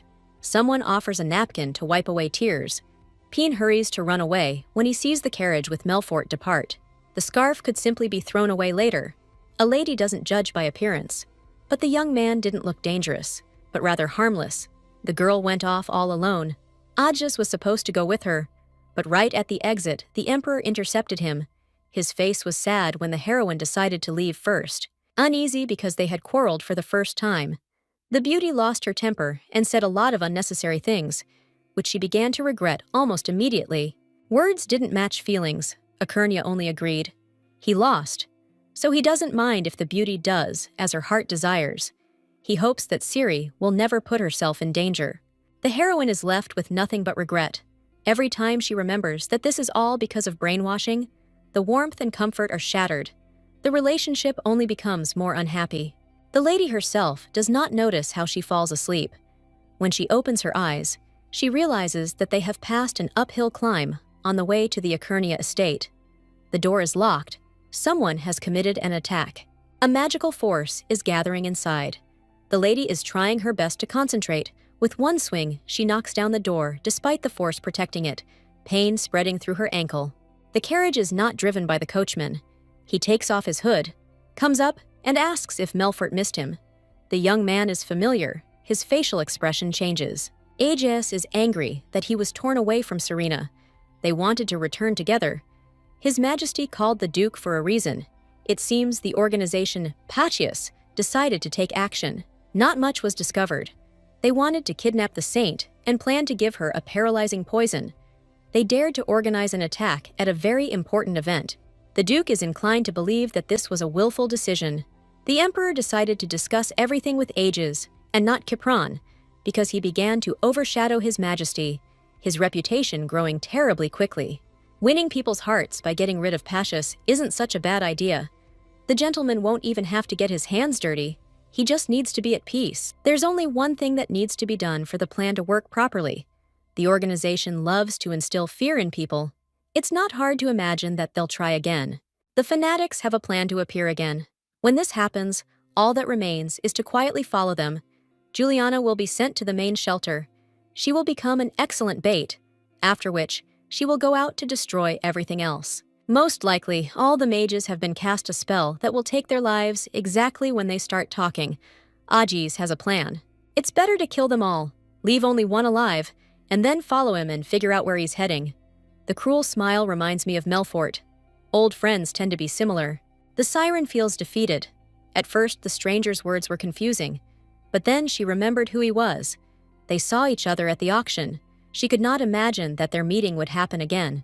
Virgo assesses her chances of winning. She remembers that her skills are, apparently, much better. Pien frightens her with his statements. He wants to get her blood, bones, and skin. Looking at the expression on the aristocrat's face, it is not difficult to guess that she is against giving it up. She will not meekly accept her death, so she creates a sword. It suddenly becomes difficult to breathe. The girl does not understand what has been done to her. The blue-eyed man does not want to harm his doll, so he asks her not to resist. The siren will not remain idle. She is irritated by what is happening. She breaks free from the shackles and jumps back. She just needs to use the remaining magic and victory is in her pocket. First, an explosion is heard. Then a flash illuminates the dark sky. The heart feels tense. A bad feeling lurks inside. The woman thought that she was hit, but it seems that her attacks were deftly dodged. The tree envelops the body. Attempts to get out are futile. They create problems. The wound on the arm has opened again. Blood flows down, and it is disgusting. You can hear Pien's voice. He managed to survive. The magic is quite funny. Although he had to pretend to be dead, it seems he's not much of an actor. Using energy on living beings is strictly prohibited, but thanks to black magic, this has become possible. The maiden clarifies whether the acquaintance is one of those fanatics. He is offended. The man is ranting about how the girl never had any power. She was always created to serve as an adornment. She gets tired of it, and suddenly draws her sword, freeing herself. This time, the beauty is confident that she has managed to win. The horses did not have time to run. Her legs were pressed hard. Having moved to a safe distance, the heroine looks at the sky. With the help of lanterns, she finds her way back. The news of the assassination attempt on the saint will be discussed for a long time. The Countess studies the remaining lines of the newspaper. Everything, as usual, is exaggerated to impossible proportions. The pages contain only facts that irrefutably point to the organization Pachias. People will be sure that this incident was organized by fanatics. In the evening, while out in the open air, the lady recalled one event, the memory of which always made her smile in difficult times and not lose heart. A year ago, during the founding celebration, Serena and Aegis decided to leave the banquet hall. They thought for a long time about what to do and decided to go boating, as the Lantern Festival was taking place at the time. Then the maiden made a wish, but she doesn't remember which one exactly. She doesn't know if it will be possible to repeat those events again. The heroine remembers how in the evening, when she returned to the estate, Akernia came to her. He saw that she was ill and was ready to call the elf. In the morning, the young man left quickly and did not tell her anything, so the heroine decided to postpone the conversation until the evening, so as not to try to get the truth out of him. The girl is most concerned about the condition of her brothers. She doesn't know what's wrong with them and how, after they disappeared, nothing became known. Michael is angry with his brothers. At first, he thought that they had gotten into trouble again and would soon return. It seems that something serious had happened to them. No matter how hard the young man tried, he couldn't find a single clue. He only wanted one thing: to quickly end the story and return to normal life. The raven that was sent out to scout returns with news. In his beak, he has a handkerchief with blood. This thing belongs to Maxion. Siri gave it to him for his birthday. The embroidery is crooked. In doubt, previously, his brother did not allow anyone to touch the handkerchief. Karan could have thrown it away so as not to panic. The young man decides to first find out who the blood belongs to. Cyrena is on a boat with Ajes. He doesn't quite understand what prompted his beloved to suddenly go for a walk. She didn't tell him anything. There is no specific reason for this. Overall, spending time with the Duke is quite fun, but it is disappointing that such calm and joyful days will not last forever. The girl asks if they managed to find out who attacked her.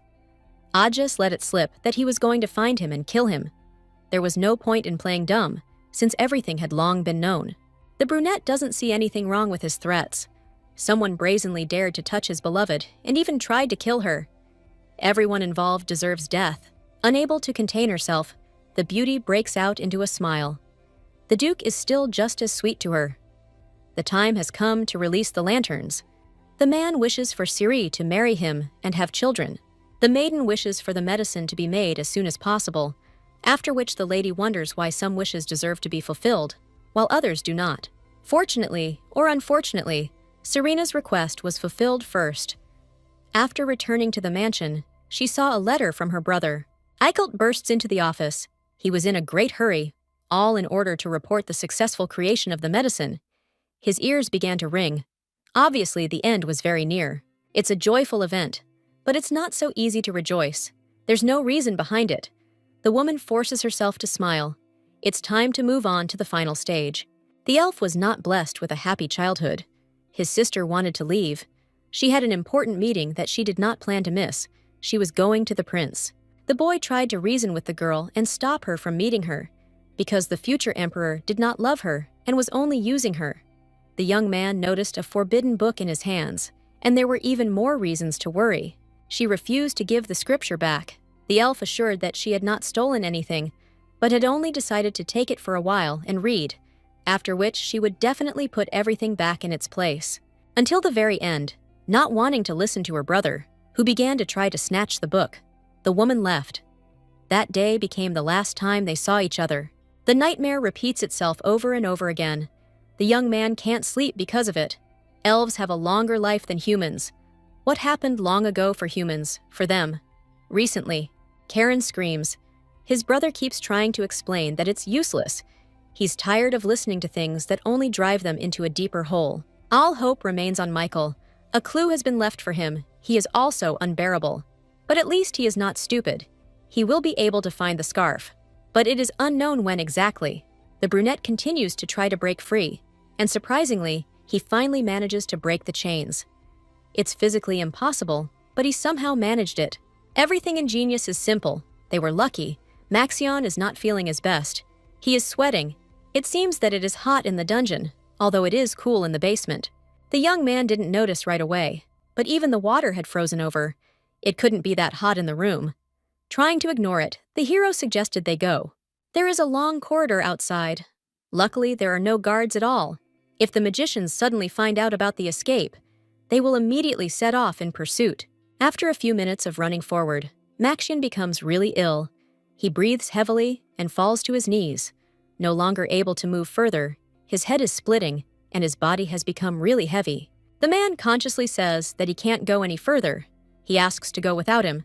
Karan shakes his brother by the shoulders and asks him not to scare him like that.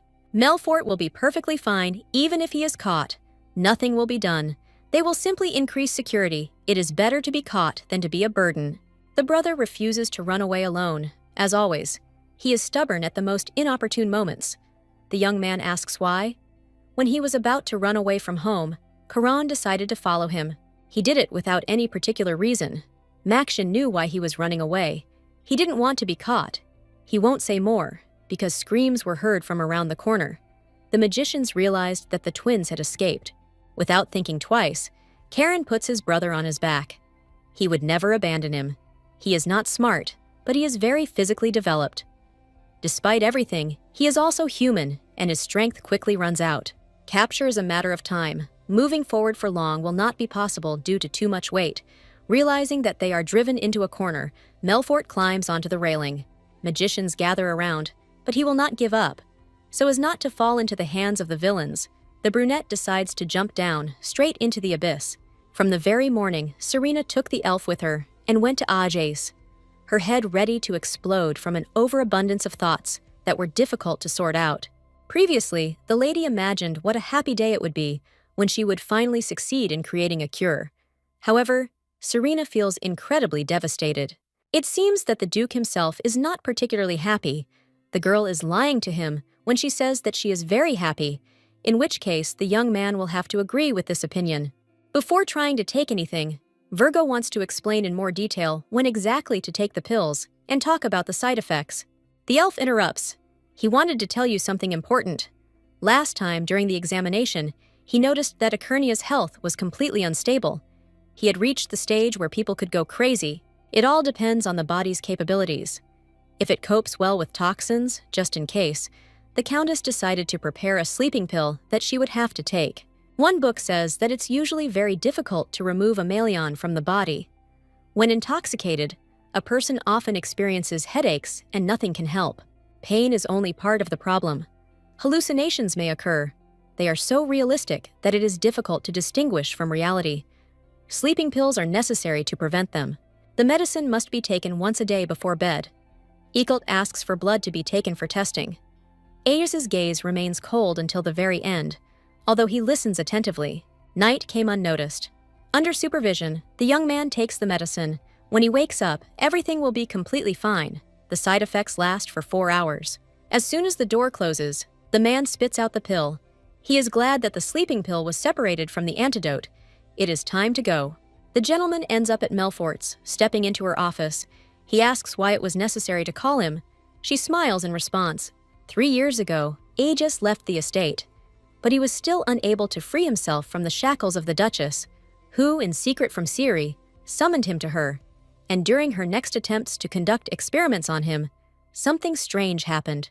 My daughter has been receiving tons of letters with marriage proposals for a long time now. Perhaps it's time for her to marry off. There are many respected candidates. The best way to strengthen the family line is with a profitable marriage. The Duke does not want to stand aside and do nothing. However, he is just a brainwashed dog. He is incapable of anything. The only reason for his powerlessness is love. When little Ajaz first came to the estate, he had no one to be friends with. The lady knew this, and so she made Ciri an important person to him. The young man should not forget his place. The woman informs him that an engagement meeting is scheduled for next week. It will be postponed if he drinks from the bottle. There may be poison. You will have to drink it anyway. After that, the man coughs. He goes back to the estate. Siren looks very peaceful. In exchange for calling off the engagement, the young man had to give more. He promised to transfer ownership of the largest mine of his family. That was enough. His head is splitting. His whole body is aching. Aegis hears his beloved's voice. A whole hour has passed since he took the medicine. Hallucinations are starting, and it's impossible to ignore the girl. The red-eyed one climbs with a kiss, stepping back. The lady takes out a sword. She asks if they hate her. This is not true. Love is strong. In the morning, first thing, the heroine goes to read the letter. She was so busy with the medicine that she completely forgot about it. There are only a few words inside. This does not look like Michael. There is a strange smell coming from the paper. Perhaps this is just a sick sentence. Eikelt enters the room. He never knocks. Handing over the scissors, the blonde asks for a haircut.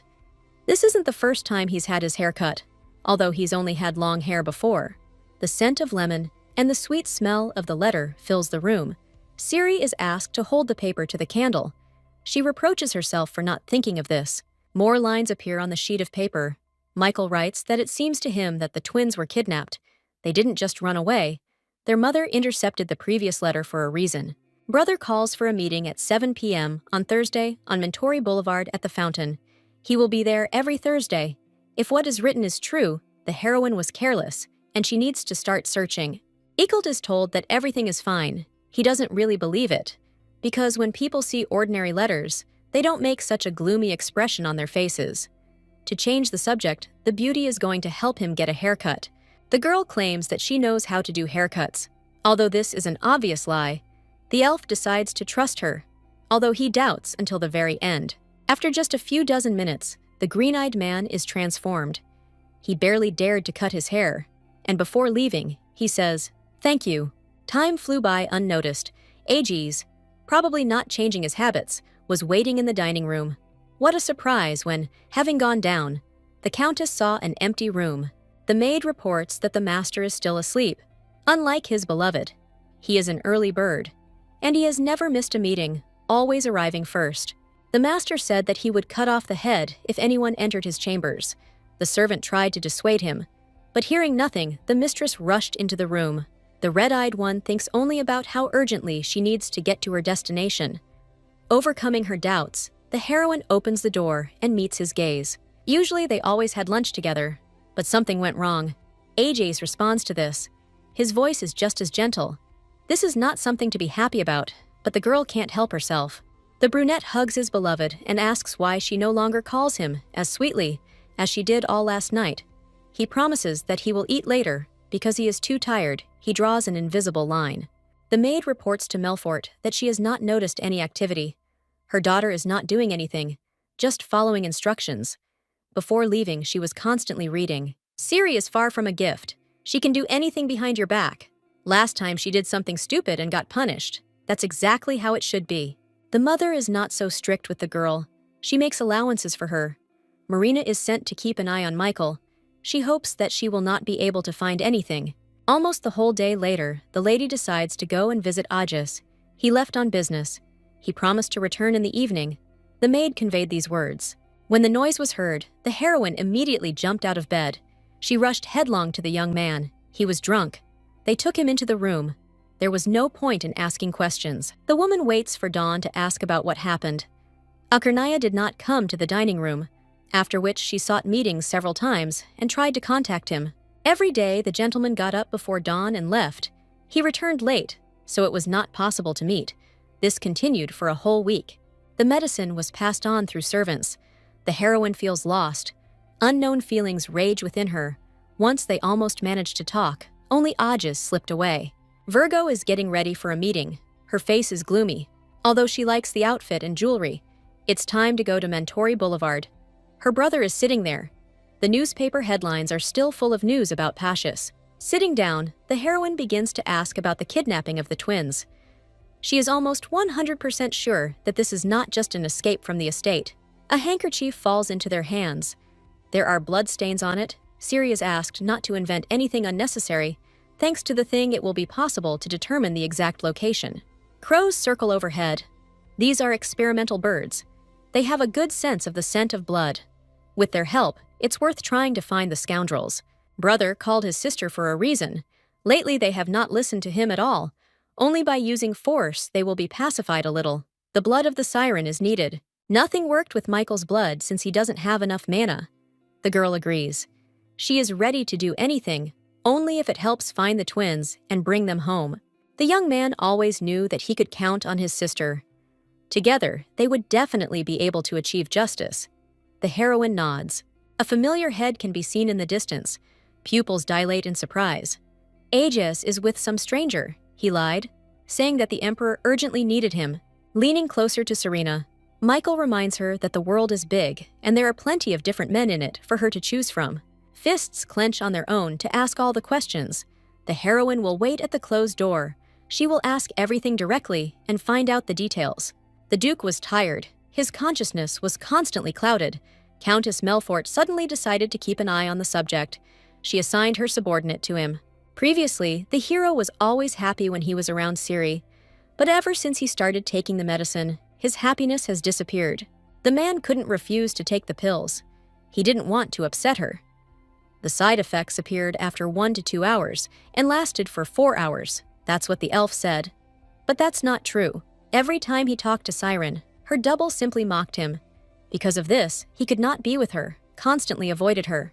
The Countess constantly asked why Aegis was going to kill her, told him that she loved him very much, but received nothing in return. She felt betrayed. Akernia is reminded that he was going to kill his beloved. She forced him to remember that moment. Otherwise, Siren was going to finish him off. The man is in pain. More and more thoughts are in his head. They make his mind become even more clouded. The girl understands that she has no choice but to really kill him. Her throat was dry. The Countess got up to drink some water. She met Eichelt in the kitchen. There was no one. Everyone was asleep. so he decided to go down himself. All for the sake of hiding his essence. He lives like a ghost and avoids any contact with a person. The lady is grateful that he listens and keeps a low profile. A strange request. The young man asks to collect for him all the newspapers mentioning the imperial family over several decades. The reason for this impulse is clear. The man wants to know about the incident that caused the elves and the imperial family to break off all ties 30 years ago. The maiden killed by the prince is his own sister. The girl nods. She will try to get more issues. She walks down the corridor. There is silence around. She thought that Ajes had been asleep for a long time, but suddenly her gaze catches his figure. Apparently, he didn't take the sleeping pill. The only relief is that the puzzle has finally come together. The Duke is experiencing the side effects and seeing hallucinations. Even in the morning, Ciri thinks about it. She doesn't listen to her brother at all, who has been going on about his plan all this time. He brought the ravens into a magic circle. He needed the lady's blood. Without thinking twice, she cuts herself. The blonde asks her to be careful. Her skin is delicate. The birds start screaming louder than ever, and after a few seconds, they fall to the floor. Everything worked, and the blonde is still waiting for them to move on to the next stage. The Countess begins to say that she needs something. Michael snorts. He knows in advance that he shouldn't listen to his sister. Trouble always arises because of her. There is only one way out. The girl plays on pity. The brother immediately changes his mind. He is as simple as 3 kopecks. All that remains is to bribe him. The young man has a device that can track teleportation trails, and the screams begin. He won't give up his invention so easily. The offer of 50% of the mines is acceptable, and the deal is made. In the evening, Aegis leaves the estate. It's as if he's talking to a ghost, but the heroine still can't understand who he's talking to. Teleportation occurs. Only one attempt remains. Magical assistance can only be used once. The eye appears on the ground. It will follow Akernia. Soon the lady finds herself in a place where violence and lawlessness reign, seasoned with a strong smell of fumes. The whole rabble gathers in the alley. The trail leads to some house, straight to the 2nd floor. Aegis is somewhere nearby, turning off the aggressive owner. With a quiet step, Siren rises up. He is really in the room. That same girl is nearby. There are several more people with them. One of the servants is distracted and killed on the spot. The atmosphere changes before the others have time to understand what is happening. A brutal massacre begins. Having noticed the stranger in advance, Aegis staged this whole performance, however. He never expected that under the hood was Siren, who wanted to know what was going on. The girl with red hair rushes towards the blonde. From her appearance, she understands that in front of her is Melfort's daughter.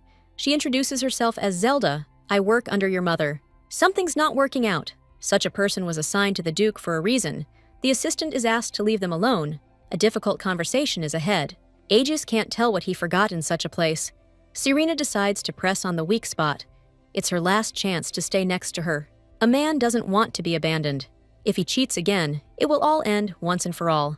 They will no longer have a relationship. Tears stream down her cheeks, and she begins to scream. Siren repeats that she needs to get to the truth, and the brunette admits that he was wrong.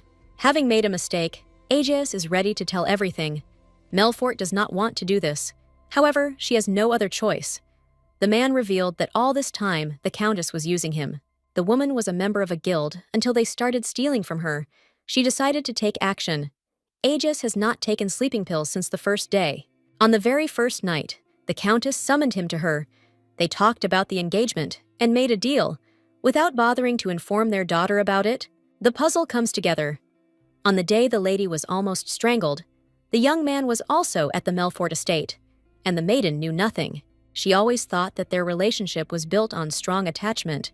Everything she thought was true turned out to be a fantasy. Not wanting to hide anything, the Duke cannot tell the truth. Some days his consciousness was clouded. He is not lying. The interrogation is over. After going down to the 1st floor, the two meet Zelda. They leave as quickly as possible. It is better to ignore her words. The boy is getting worse. His body is completely weak. He has been suffering from the first day. Ciri is trying to help him understand where reality is and where a stupid illusion is. She shouldn't have promised freedom from the spell. Being a bird in a cage, Aegis was at least happy, creating a blade. He points it at his forehead. The young man sees a hallucination where his beloved dies every time. Attempts to calm her down end in success. The blade comes down, I was wrong. Pian screams, he is in pain because of the wounds that are being treated. The conversation turns to the thing that the young man brought with him from the battle. It didn't happen by chance. Blue Eyes had a great time, but was still careless. On his way through the forest, he came across a leaf with blood on it. It attracted him, but no analysis was carried out. Raquel, who had saved his friend, was confused, but he nevertheless decided to conduct an examination, which he was now being asked about with eyes full of interest. The blood is about the same as what Pian was looking for. It is rare. The servant disturbs the idyll. The hostages sent from Melfort escaped. The magicians failed and did not catch them. They made their way into the first forbidden zone. A catastrophe is almost at hand. They will not allow this under any circumstances. Rushing to the door, Raquel asks her friend not to go anywhere. According to the terms of the agreement, the hostages cannot be hurt. There is no way out. The Countess must understand. The twins fell from a not very high height. Despite this, Maxion lost consciousness. In front of them, there's a huge tree. The place is creepy. Trying to hide, Karen completely forgot that they were looking for an exit. He used magic, avoiding a collision. They ended up in an unknown area. A man appears ahead. He is stronger than those who have already tried to catch them. Since the brother is not able to, they will fight for him. Serena opens her eyes, uncomfortably. She doesn't have time to ask a question. Aegis is nearby, and their hands are tied. The young man himself looks with an innocent look, as if it's not his fault. The blonde is a little polite and makes him explain why she woke up tied up. It turns out she asked for it herself. While trying to calm the guy down, the girl got hurt. They carried her home, and while half asleep, she asked him to prove that they would never leave her. He didn't go anywhere at night. The girl doesn't even want to think about how the guy came up with such a brilliant idea. She orders him to untie her. Holding her closer, the brunette asks to stay close a little longer. Serena is unlikely to be bored if she spends her whole life with him. It sounds like a proposal, but the beauty denies it to the last and repeats again that she needs to be untied. Ajezu likes it when people worry about him. Having never experienced affection and care from other people, the guy tries to explain what hallucinations he had, but fails and runs away. When deciding to wash his face, the hero discovers spots on himself. He doesn't have to guess about their origin. These are the consequences of poisoning. Every time he takes the medicine, his body turns inside out. He is ready to endure it, just for the sake of Serena. However, the situation has become more complicated. Having seen the fake, he flared up and stopped thinking rationally. He didn't have time to remove Zelda, and she would report everything to the Countess. Nothing could be fixed. The girl would not know the truth about the deal. The heroine doesn't know if she's doing the right thing by sending a letter to her mother. She knows that news will reach her anyway and decides to be the one to tell her first. On paper, the words show all the naivety and innocence of the beauty. From the very beginning, the Countess sent her daughter to watch the Duke. It was better to do so because there were no more activities. The lady will not consult with Ajes because he is always running away from her. Lita is asked to pass him a note, but only in the evening. The maid says that she has prepared everything that she was asked for last time. She needs to hurry. The newspapers he had asked for earlier are being delivered to Elf. The latest issues were the first to be obtained, but the rest will take longer. The girl's arm is wounded, but she brushes it off. She asks a question about Aegis. He constantly sees hallucinations. He doesn't take sleeping pills. He has never taken them. He doesn't see them after taking the medicine, but can see them at any time. Everything turned out much worse, Julia. Eekelt had only studied this area superficially. He might have simply not noticed some other side effects, or the Duke might have gone mad. If something is wrong with him, then nothing can be changed. The good news is that he has a strong will, since he was able to hold out for so long. The green-eyed man is confident that if they manage to free their consciousness from brainwashing, everything will be more or less fine. Having removed the spell, they will all move on to a normal life. There is a medicinal herb that can ease suffering. Eekelt drew it, but nothing can be made out. The maiden asks him to go with her and help her recognize it and buy it correctly. Mother mustn't find out about the elf. However, one walk won't do any harm. He'll be disguised, and it won't be possible to sit in the estate all the time anyway. The man is definitely not recognized in the form in which he is dressed. The woman definitely likes the way everything is going. Everything is fine until the moment when Ajas bursts in. The lady sent a note that she was going to meet some noble suitor. The heroine wanted to have a good time before leaving. It was not too late to put on a show. Remaining calm, the blonde declares that sooner or later, she will have to get married, deciding not to delay for long.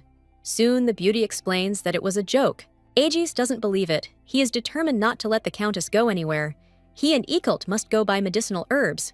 Dressed like a gray mouse, Ciri doesn't even imagine that she will go on a meeting with someone, but the man still believes her. He thought that he would soon lose his beloved. For several days, Aegis has been running since early morning, so it is also his fault that they are making fun of him. The stupid performance turned out to be quite effective. The Duke asks not to joke like that anymore. If he didn't believe me, he would have locked me in the estate. It's time to leave. It's too late to go. It's not an option. In front of the door, Ajas grabs his hand. He once again clarifies whether this is really not a meeting with the groom. In response, they offer him to go together. The girl, without wanting to, got involved in a new adventure. All three of them went into the carriage. The atmosphere was tense, even too tense. Akernia, as if nothing had happened, sat down next to his beloved. Ekult sat opposite her. He looked only out the window, and the two ignored each other. The cart stops, and even without looking at the sign, it's easy to guess what kind of shop it is. The scent of medicinal herbs can be smelled from afar. The seller, seeing the drawing, snorts. He asks if the buyers can afford the high price. In the corner lies a bag with all the necessary ingredients. The herbs in the bag are rotting and are no longer of the best quality, taking Ciri by the hand. The elf leads her away. They will not buy anything. Ajas is angry. It is written on his forehead what he thinks. Virgo frantically tries to think of something, until he moves from thoughts to actions. He is asked to buy dessert. The distant shop is famous for its incomparable delicacies. Melfort is about to go to the next shop. She is out of luck. She hears the princess's voice behind her. She appeared as if out of nowhere. Without further ado, the countess explains that she came to do some shopping. Ekult turned pale and was dressed as a servant, the woman thought. The subordinate was poorly taught politeness. When he sees a member of the imperial family, he does not greet her, and the lady apologizes. The man remains silent. The princess is disappointed that she is being directly ignored. Even Ciri cannot save this situation. A royal tries to teach a boy manners, but she is refused. So it turns out they want to charge her with insult. As the mistress, the blonde asks for forgiveness. She trained him poorly, and it is she who is punishing him, chuckling. The mistress makes an unexpected offer. "Will you sell him to me?" In the original, the princess was famous for being partial to everything beautiful. She loved everything charming. There is no one normal in their family. The boy is being protected. The servant belongs to her family. The request is an insult to the Melfort family. The lady hates the last name, but decides to use it. Besides, he is not a slave. You can't control life. The girl apologizes, but you can see in her eyes that she still wants to get the exhibit. Due to the bad character of a member of the imperial family, an incident occurred in which she ordered the murder of her own father and ascended the throne. Ekult hates the ruling family. To his surprise, the girl agrees. Finally, they find the right shop. They buy everything they need. Aegis is hurrying towards them. He bought some cakes. The girl would be happy if it all ended there, but he decided to surprise her, so that the lady could come and have a treat at any time. The Duke acquired a small shop. It was decided to keep it, and then, once the spell wears off, return it back. In the evening, the Countess nevertheless decided to show the letter to the Countess. It seemed to her that it would be better to check the sequence of events. The young man has a pained expression on his face. He feels guilty, because if he were in his right mind, he wouldn't have had to come up with anything. Aegis regrets that he was found that day. Then he wouldn't have been hated so much. In the future, he shouldn't hide anything. This is the only way. The letter has been checked. It is time to return to the questions that have not been answered. The Duke is obliged to tell everything without concealment. When the man was about to kill Siren, he was engaged in slave trade and at the same time venting his anger. He was summoned by Melfort, who must be obeyed. As a child, the young man hated the specific smell that emanated from the hallucination room. He got used to it, as if he had stopped noticing it altogether. Each time the woman played on feelings, one order, and the girl would be returned to the estate. Before that she was hidden. Those days were the worst. The man could do nothing but fall at her feet and beg for his savior to be returned. Melfort gave him medicine and ordered him to take it. There was God knows what in the bottle, and before he could even drink it, the Duke felt terrible. Everything was swimming before his eyes. He didn't understand how. But the lady ended up with a sword in her hands. It was covered in blood. Aegis came to his senses and was allowed to leave. Returning to the estate, the young man saw Siren. She whispered that the elf had woken up. It seemed to him that the maiden looked cute. After the story, the beauty was left confused. Experiments were conducted on him that no one knew about, and this needs to be sorted out. It turns out that from the moment everything happened and he was about to destroy his beloved, he was not himself. Everything was confused. The young man fell asleep. He slept the whole night. The lady longed to satisfy her curiosity and drove herself deeper into a dead end. The newspapers that Eichelt asked for were found after some time. There was a hope in my heart that he wouldn't read them. It would probably hurt him. Hiding the publications was not an option. Sooner or later, they would be discovered. News about a mage organization is surfacing, claiming it wasn't them who staged the riot at the banquet, but someone else. This is far from the truth, and the article is written to lull people into a false sense of security. Esten is coming soon, the holiday dedicated to the birth of God. A magnificent festival is planned, better than last year. Eichelt sees the same nightmare again, he cries. They wanted to clear his memory, although under the guise of this, they simply wanted to burn him alive. The leader felt sorry for the guy. He didn't want to do that to him, even if he promised that it wouldn't happen again. It didn't change anything. Memory erasure is not such a terrible procedure. The elf is disgusted by the disgusting sight, and he continues to see the same thing over and over again. Gradually, the man goes crazy. Every time he wants to wake up and run away, he doesn't even know from what moment he began to see his past. It is unbearable to remain locked in his own mind.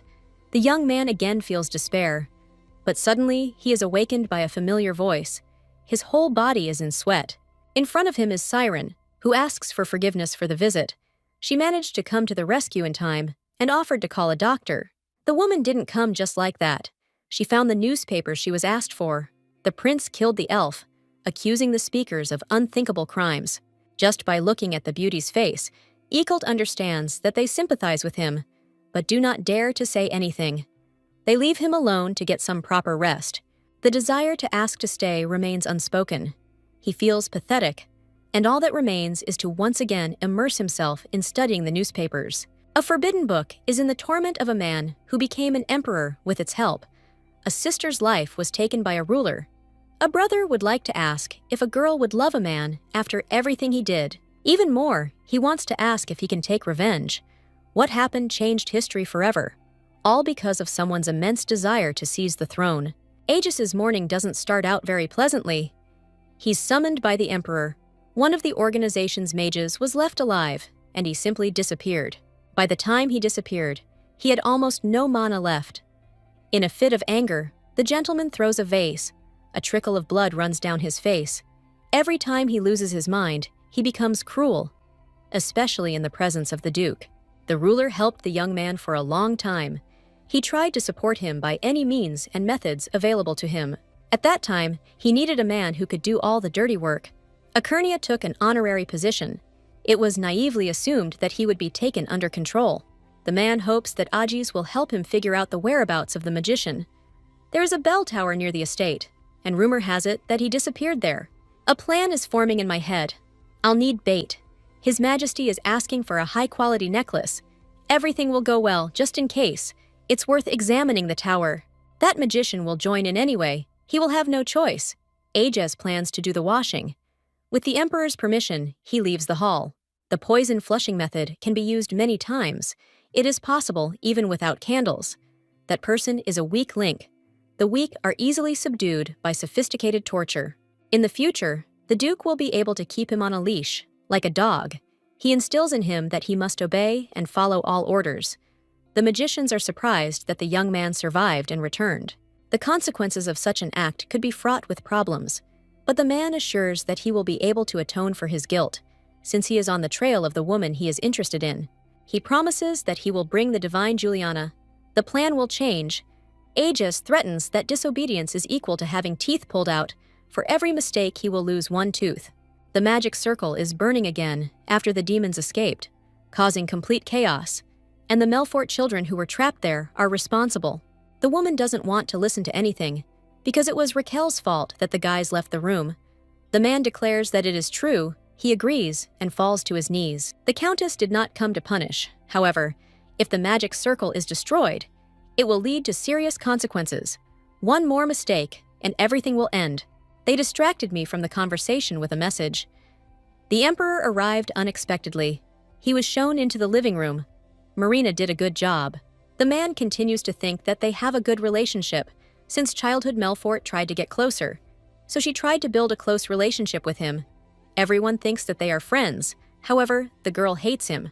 Entering the room, he asks what the purpose of the visit was. If he had informed her in advance, the lady would have been better prepared for the visit. Despite the stupid expression on the Emperor's face, he is not that stupid, although he constantly does stupid things when he is with the Countess. The man came to tell good news, that the members of Pacius will probably not be found anytime soon. The lady freezes and asks again. Michael, as usual, sent a short letter. The brothers have not yet been found, but a clue has appeared. The girl will go looking for Eekelt again. Last time he turned pale, as if something had happened. The woman knocks on the door without waiting for an answer. She goes inside. He sits under the blanket and immediately asks him to leave. Leaving a friend alone would be wrong. The young man resignedly asks to ask a question. If we cure the Duke, he will stop loving you, right? Virgo has always known about this, and knows that she can survive the turning point. She wants to end this story, doing it as soon as possible. The heroine has no further plans of action. She just goes with the flow. In the past, she already tried to do something about this, but it took time to understand that there was no point in trying. Serena doesn't care, even if her mother puts a knife to her neck. Eekelt takes off the blanket. He cries, "It's time to ask questions. What's wrong with you?" The young man had a nightmare. He wanted to help. There was no particular reason for this. In the dream, he saw a person he missed. He will never see his sister again. She passed away. After meeting her, he had a dream where his body was engulfed in fire. Lately, it has been happening more and more often. He said too much, so he asks not to worry anymore, because he will figure everything out himself. The girl wants to help, not only because she is afraid of interfering with the treatment. Relationships between people are complicated. The Virgo wants to buy some time and suggests going for a walk. Just the two of them. They will discuss everything. Maxian sings a song, kills children. One was drowned. The second was burned. The third was buried under stones in a cave. The fourth suffered a worse fate. Karan is slowly going crazy. Before he ran away with his brother, everything was fine. But after that, he went crazy, and the magic is to blame for this, which is much stronger than the previous one. Only if the young man comes to his senses will they be able to escape. The brunette thinks about what happened to Serena. Perhaps her mother has already reached her. There are too many questions in his head. Karan doesn't want to sit idle. A blade falls out of his pocket. Pian put it down, saying that it is a key. The tip can't even cut a chain. Serena and Eekelt went to the theater, where there was an old children's song that told about the war with the Dark Witch. Everyone in the Empire knows about it. The children, about whom the song is sung, are the owners of black magic. They were destroyed. Listening to the play, the lady remembers the twins. The theater was enough to make Eekelt feel better. A ballet show would be much better than an ordinary performance. What's happening is still a little depressing. The Dark Witch was a terrible person, although she was the only one who sympathized with the children. The play carries a clear message that if the Dark Witches refuse to do what the Imperials do, they will remain unhappy for the rest of their lives. The heroine is going to get some sleep and asks to be woken up after the show. She thought it would be interesting and was wrong. In the dream, the maiden is burning. The Duke is strangling her. Opening her eyes, she sees that the theater is burning. Eekelt does not hear her at all. He stands and looks forward. The man mutters something. He rushes forward, grabbing the guy. The girl accidentally falls. She can't lose him. Coming to his senses, but not completely. The young man asks how to get rid of brainwashing, if it is impossible to completely wash the brain. They go out to talk outside. Earlier, Eekelt told about his sister. She stole a forbidden book. The Emperor ordered her to do so. The story of the elf's murder is never told. Everyone knows by default that the elf had seen the book before, but his memory was erased. Green-Eyed thought he would be killed. The fire was special and simply erased his memories. In the theater, everything came back. The publication talked about brainwashing. Among the ingredients used to make scented candles, there are many that are known only to another race. People did not discover this by mere coincidence. Melfort knew about Amalian. Serena puts two and two together in her head. It could be that her mother is close to the Emperor. Sebastian. He receives a letter from the Countess. There is very little time left until the end of the damned relationship. The lady decided to share the Emperor's plans.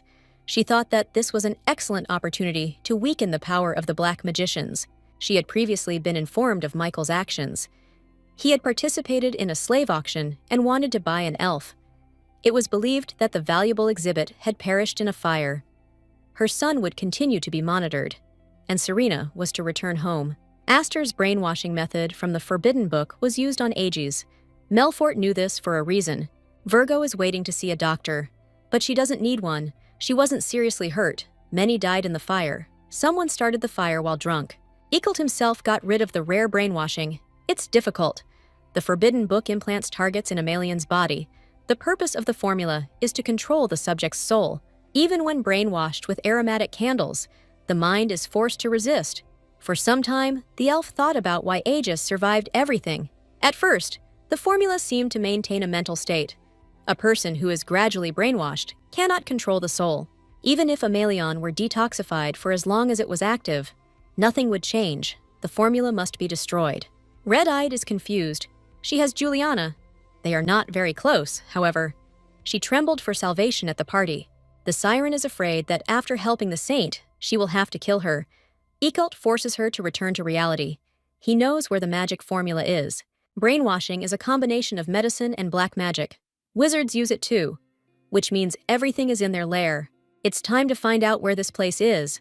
The girl is getting more and more lost in her thoughts. Melfort obviously wanted Aegis to continue the family tree. But is that true? In the original, the story is told from Juliana's perspective. Perhaps she misunderstood the Countess and took it for the truth. The blonde suggests the elf look for Juliana and beg for help, but he stuns her by saying that holy power won't help rid her of the poison's influence. Everything the young lady believed in is shattered by reality. She doesn't know what to do next. The heroine relied too much on her knowledge from the book. Feelings of helplessness are overwhelming. Eicelt hugs to calm down. The day continues to fall apart because Aegis appears. What are you doing? There is no strength left to resolve the situation. Getting up, the girl declares that she does not care what he thinks. Ciri will find a way to solve the problem. Returning to the mansion, the heroine became completely immersed in work. Juliana had detoxified, and by that time, the formula had been destroyed. Akernia is nearby and asks again about the moment with the elf. He is tired of worrying about such trifles. It is difficult for him. The brunette asks to take more care of him. There is no answer. Lita came with a letter. The lady goes to read it. The pupils dilate as soon as the paper falls into her hands. The mother orders her daughter to return back. Maxian feels like his soul is floating in the air. The song about children is not funny, but for some reason, the smile still doesn't leave his face. Someone asks him to stop. The young man doesn't care. The smell reaches his receptors. There is a pool of blood on the floor. Karan lies unconscious. A feeling of guilt appears inside. When he left the house, there was no need to drag him along. His leg was bleeding. It turns out that his brother tried to make a small gap with a knife. Something went wrong. They'll need urgent help. Last time they decided to escape, the mages acted as if the boys shouldn't get hurt. Maxian is asked to answer one question about why he ran away to avoid being killed. His father did not die because of the fire. He was murdered. Unlike his mother, his father was caring and loving. The boy followed him everywhere. And on that fateful day, he also went. The Countess finished off the man. Her only regret was that she had not done it earlier. But he was needed to bear children who would become victims. It seemed that the boy was noticed. After what happened, everything around was engulfed in flames. The lady stood and smiled. Karen listens and gets up from his seat, almost immediately falls to the floor, but reaches the shackles. He tries to break them with force. His brother shouts at him to stop. It is dangerous to cast spells in a bad state. They don't listen to him. Unlike him, Maxion is smart. He must escape. He refuses. I will not leave you. Siren recalls details from the original. The main villain was not interested in anything except Aegis. For some reason, she was pursuing the saint. Everything falls into place. She made some kind of mistake. which led to the destruction of the magic circle. A crack appeared in it. Siri, in the original story, knew about the existence of the magic circle. She found this information from somewhere. Ajas, sitting next to her, brings her thoughts back to reality. She explains that she was thinking about a book. The carriage arrived, and for the last time, the young man asks if he can't go. Serena will send letters. This is not okay. Every time he has promised letters and nothing ever comes. Don't leave, stay with me. Before leaving the carriage, the girl says that the only way to stay together is to kill the Countess, which is impossible while the flush is still in effect. It's hard to believe the girl is home again. She feels strange. Aegis has been forgetting his loyalty lately, and a dog that is not loyal to its owner will sooner or later sink its fangs in. The woman asks what to do to prevent this from happening. This is a test. The dog is important. In this case, it can be tamed if it barks, hit with a whip. If all else fails, the only option left is to kill. It is better to get rid of the one who bit the owner, no matter how special it is. Nothing in the world lasts forever. The lady asks how long, in her daughter's opinion, the brainwashing will last, and whether the young man will be so obedient when it is all over. The real test is just beginning. Perhaps Siri's intentions have been revealed. The girl claims that she can kill Aegis. She has to lie. Time flies slowly. Michael waited for the library to become free. He wanted to read, and at the same time, he passed on a letter. The densely written sheets speak of only one thing. Aegis misses his beloved. The volume resembles a poem. The girl needs to know something else. There's been no news from Karen and Maxion. They'll definitely be found, and it's becoming harder and harder to believe that with each passing day. At such a moment, Siri cannot give up. She goes to the twins' room. Someone's diary is lying on the table. Maxion's pages are eye-catching. He writes about how unbearable it is to know the truth. He needed to escape to no longer experience fear. Siri doesn't understand anything. She hurries to tell Michael. He is in the room with the raven. His face expresses concern. The man assures that nothing happened, which is hard to believe, judging by the diary. Karen simply followed his brother, and perhaps they were kidnapped after that. Melfort Sr. continues to insist that the raven didn't tell him anything. He's clearly keeping something quiet and leaves. I have things to do. Returning to her place, the beauty is sad. Lita talks about the arrival of the Marquise of Grantes. They have never met. The visit is unexpected. The young man sent a letter, but it must have gone unnoticed. No one had handed over the envelope before. Someone else had intercepted it. The man arrived to receive official consent to be his partner at the banquet in honor of Estonil. The families had already reached an agreement, but personal consent remained. Siri apologizes and explains that there was a mistake. She didn't know about the agreement. The conversation was going on, but Eugene guesses why this happened. As usual, the Countess will be accompanied by Ekernia. However, it is better to get used to each other. There is talk that there will be an engagement. The plan is not for a wedding. Serena is not suitable for the Duke in terms of status. The Grantes family was involved in mining, and later, they and Melfort started a mining business, the mother using her daughter as a pretext for unification. Nodding, the beauty agrees to go to the event. She will temporarily pretend to be a bride. Eugene will stop by on the day of the banquet.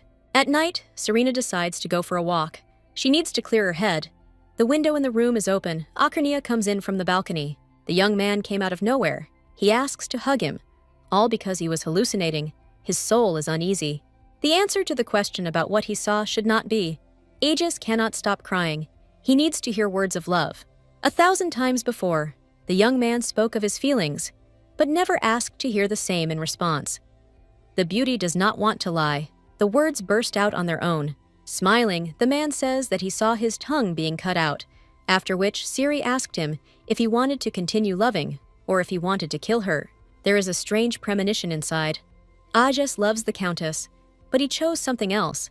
Without fully explaining, the brunette feels terrible and teleports. Ekernia thinks he has gone crazy. Otherwise, he would not have shown up at night. He could not tell Serena directly that he wanted to kill her. His brain refuses to work. A scream bursts from his throat.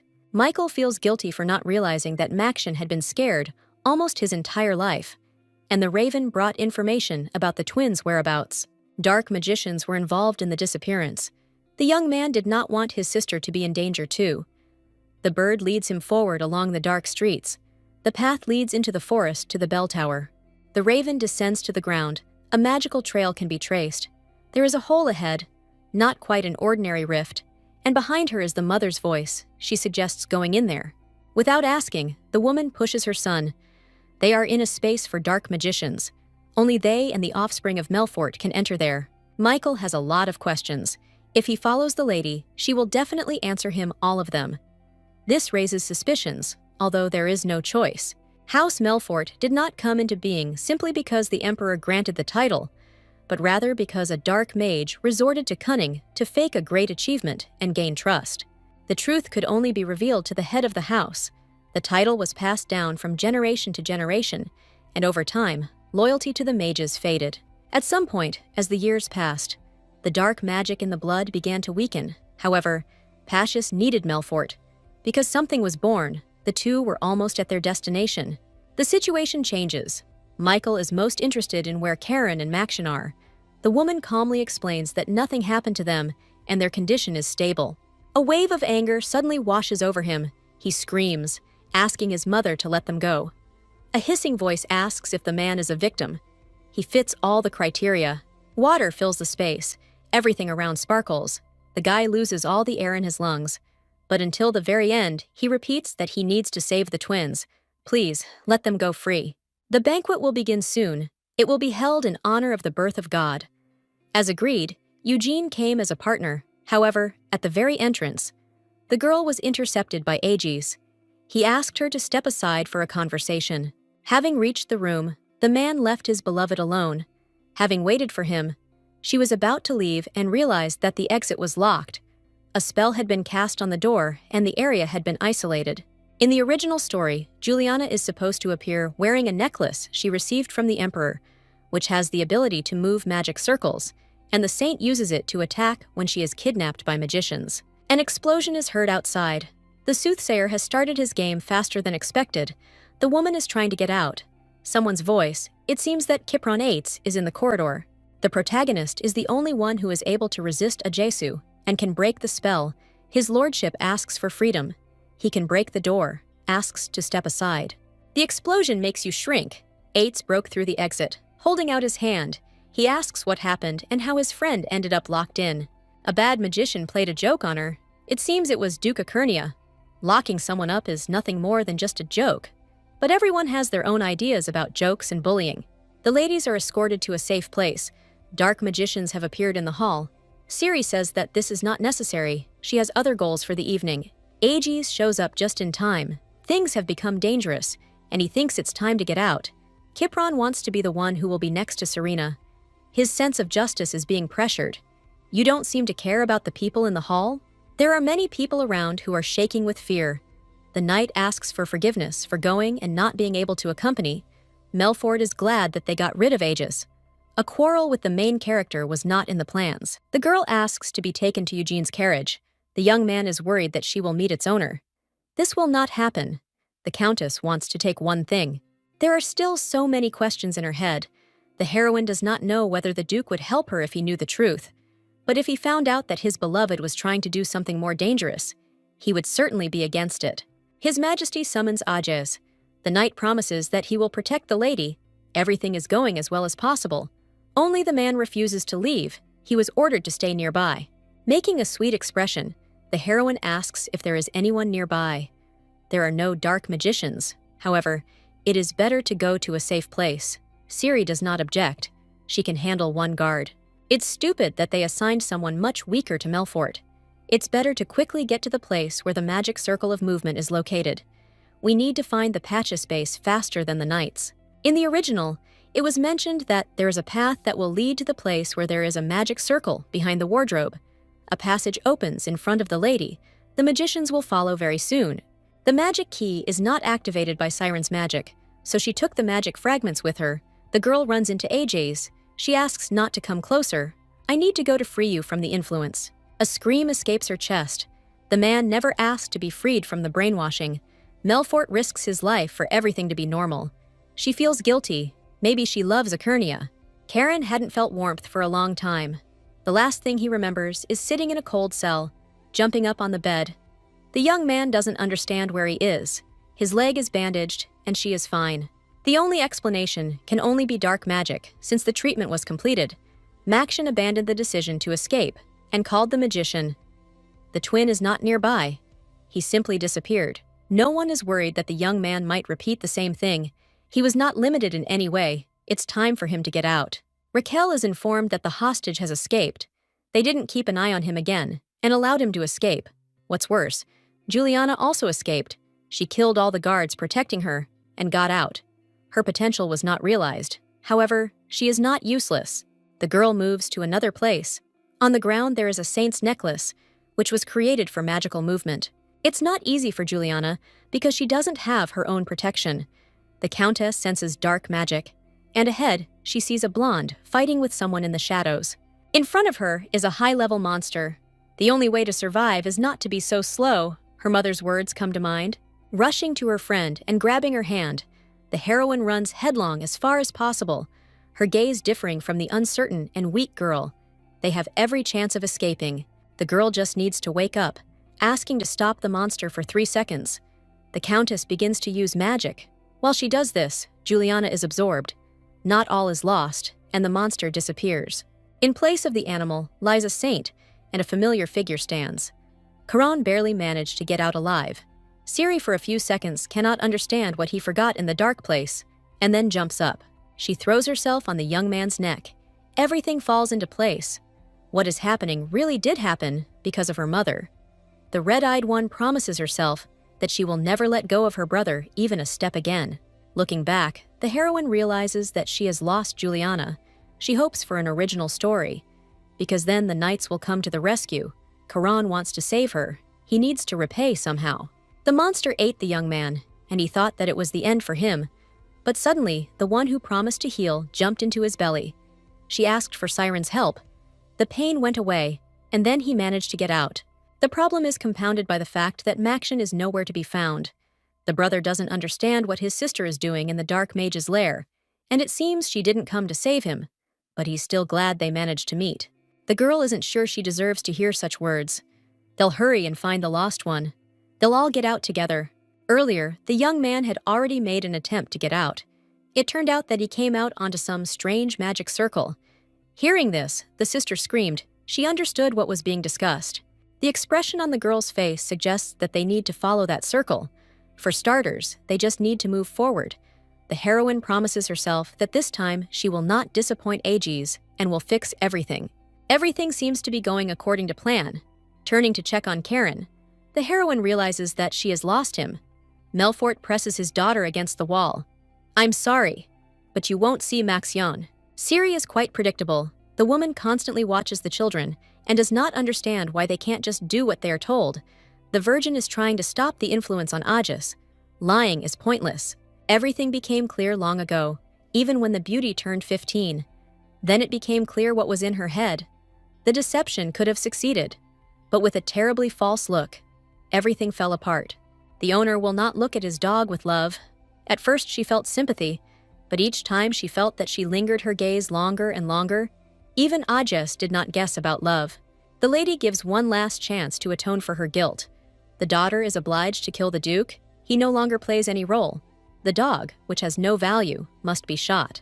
The Virgin is not going to kill anyone. The Countess chuckles. In that case, she is going to use magic. Behind Karan, who has managed to recover, he hits his mother and steps forward, hands off. They talk to Siri calmly. She must understand that even if she frees him from influence, the man will never fall in love with her. He does not harbor feelings of love. He respects her. He had never been influenced to love. The lady tried. But the boy did not understand anything. She lost hope until one day she saw him praying. Siren was like a goddess to him. Adoration and love are close. All believers are for their God. The lady is not going to talk further. She throws Karen away. The statements that Aegis will be killed are false. She is being strangled. The girl's body will be used, even if she is the only one who has the strength to finish off Akernia. Getting up, the brother clearly asks if their father was killed by the same method. The mother falls into a stupor, and this is the only chance to escape. The magic circle is under the railing. The girl will be able to weaken the influence of magic. Making sure of this, the young man pushes his body forward. "See you later." The blonde lands. The energy has not fully protected her. Her ankle hurts like hell. There is no time. Even through the pain, the heroine is going to move forward. So much was sacrificed for her. Aetes grabs her arm. He doesn't understand what the lady is doing in such a place. The girl was kidnapped. She is definitely not with the soothsayer. They were not going to interrogate her. When he suggests calling security, she screams, "I don't need this!" An earthquake occurs. A bad feeling occurs inside. A magic circle appears from under the ground. The girl experiences joy and fear at the same time. The Duke walks down the corridor, thinking about what will help his beloved. "She just needs to wait!" Juliana screams because she was captured after all. The man hoped that he would not be noticed. His wish does not come true. Pretending not to notice the saint doesn't work. With a click, the gentleman kills the wizard. The blonde thanks him for saving her and wants to ask for help. The look makes everything inside her turn over. The girl is scared, but she understands that she must save Serena. Gathering all her courage into a fist, she asks. The young man changes. He anxiously asks where the Countess is. They were together before she disappeared. The saint asks to follow her. The head is splitting. The closer the two get to the place where the lady is, the less stable the condition becomes. Akernia lags behind her guide. The siren sees a magic circle in front of her, the very one she was looking for. A strange energy emanates from it, and it reacts to the force. The vibrations become stronger. Kipron warns her to be careful. A huge tree grows from the circle. The heroine had heard about the circle. However, she did not suspect that she would see something like this. Juliana's voice is heard clearly. "Please, both of you, get out of my way." Before she can come to her senses, the maiden sees Agis. He rushes at Aetes. He moves quickly, does not listen to anyone. It seems as if the Duke has gone crazy. Looking closely, the Countess sees that the eyes have changed. She had already seen such a crazy look once. There is one way to change and end that horror. Grabbing the blade, the heroine tries to destroy the circle. It becomes quiet, turning around. The blonde meets Aegis's gaze. He obviously experiences a fit of hatred for the one he previously idolized. Lowering the weapon, they come closer to him. Perhaps the man doesn't remember anything, but everything is imprinted in Siren's head. She remembers every time they tried to kill her. In her memories, the maiden found what she denied. She understands feelings. Do what you want. The girl sinks to the floor. Even if they kill her, she will not be afraid and will allow it. Then, even in childhood, she should have rejected the boy. But until the last, she remembers how her heart beat at the moment of warmth. Someone's voice whispers that this feeling will never come back. It slips through her fingers and disappears. The beauty does not understand who exactly she is talking to. Opening her eyes, she finds herself underwater. Aegis is nowhere to be seen. The voice comes from somewhere below. It repeats that the day when it all began will never return. The red water stretches there. A huge eye is visible. Unknown magic promises to break the influence over the Duke's mind. There is a price to pay. The heroine is transported to an unknown space. She is no longer in the water. The dress has become short. After taking 2 steps, the heroine stumbles upon the same tree that she saw in the magic circle. Aegis is chained to it. He is about to die. He is too broken. There are traces of poison on his body. The beauty steps back, trying to cope with the shock, not understanding at all where the spots came from. She needs an explanation from the eye. The red mark is magic that was unable to flow through the body. In the end, it rotted and turned into poison. When the poison has consumed his entire body, the man will die. He only has 3 years left to live. In the original, he died at the same time, but was killed. The young man is called a thing. Many people have magic, but not in such a huge amount. Aegis is just a parasite. He wasn't born with power. He absorbed it. Things also don't have a specific limit, so magical ability grows over time. Poison in the body will prevent the ability from increasing. Everything falls into place. The Countess knew everything. She knew that the test subject would die. Even if her daughter did not dare to kill him, there was a way to change everything and save fate. Before telling the story, the tree asks about the original goal. The girl wants to remove the influence from the Duke. Preserving life has become much more important than everything else, moving to the forefront. The influence was assigned to the siren for a reason. She is special. The circle does not answer questions. I will tell you on one condition: give me your body. The unknown person promises that he will save the boy and end his imprisonment. The lady will give up her soul and die. She probably came prepared to make sacrifices. There is no attachment to her body. The heroine is sure that she does not need anything else. The body embraces the tree. It pulls it towards itself. Another voice is heard, asking her not to sacrifice herself. There are ghosts flying around. They are the victims who gathered together and formed a plant. They ask not to let the red spot fool us. We will stop influencing Ajes without any conditions. They know how the magic circle was created. If the part related to influence is not broken, it will be possible to free oneself. The victims will feed the Countess with their food, and with this, the young man will survive. In the eye, there is a child who has not yet been absorbed. The pupils dilate, because between the branches is the next victim. Michael, he falls unconscious into the arms of his sister. The man is still breathing. There is still a chance for salvation. The spirits circling around insist that they leave quickly. Pulling themselves together, the heroine looks around. She shouldn't be careless, but before she leaves, the heroine wonders how her brother ended up at the bottom of the tree. Melfort said that he was a sacrifice and dragged him there. Many people were sacrificed by Celestine. She is terrible. The spirits don't like the Countess's family, but they help Serena, because she's in the same boat with them. It's difficult to explain why the woman destroyed so many people, because the family secret is known only to the head. It is known that since ancient times, the House of Melfort has sacrificed people who possessed magic. They kidnapped and used all necessary means to achieve their goal. The first head had no powers, but then a magic circle appeared. It functions similar to how the devil accepts a soul as payment for the fulfillment of one wish. The master wanted to become a magician. No one suspects that the power that Melfort's ancestors wielded is so vile. The girl still does not understand why the circle made such an offer. The victims explain that the first chapter was a dark wizard. Michael becomes even worse. The girl is pushed to make a decision. She is asked to hurry before it is too late.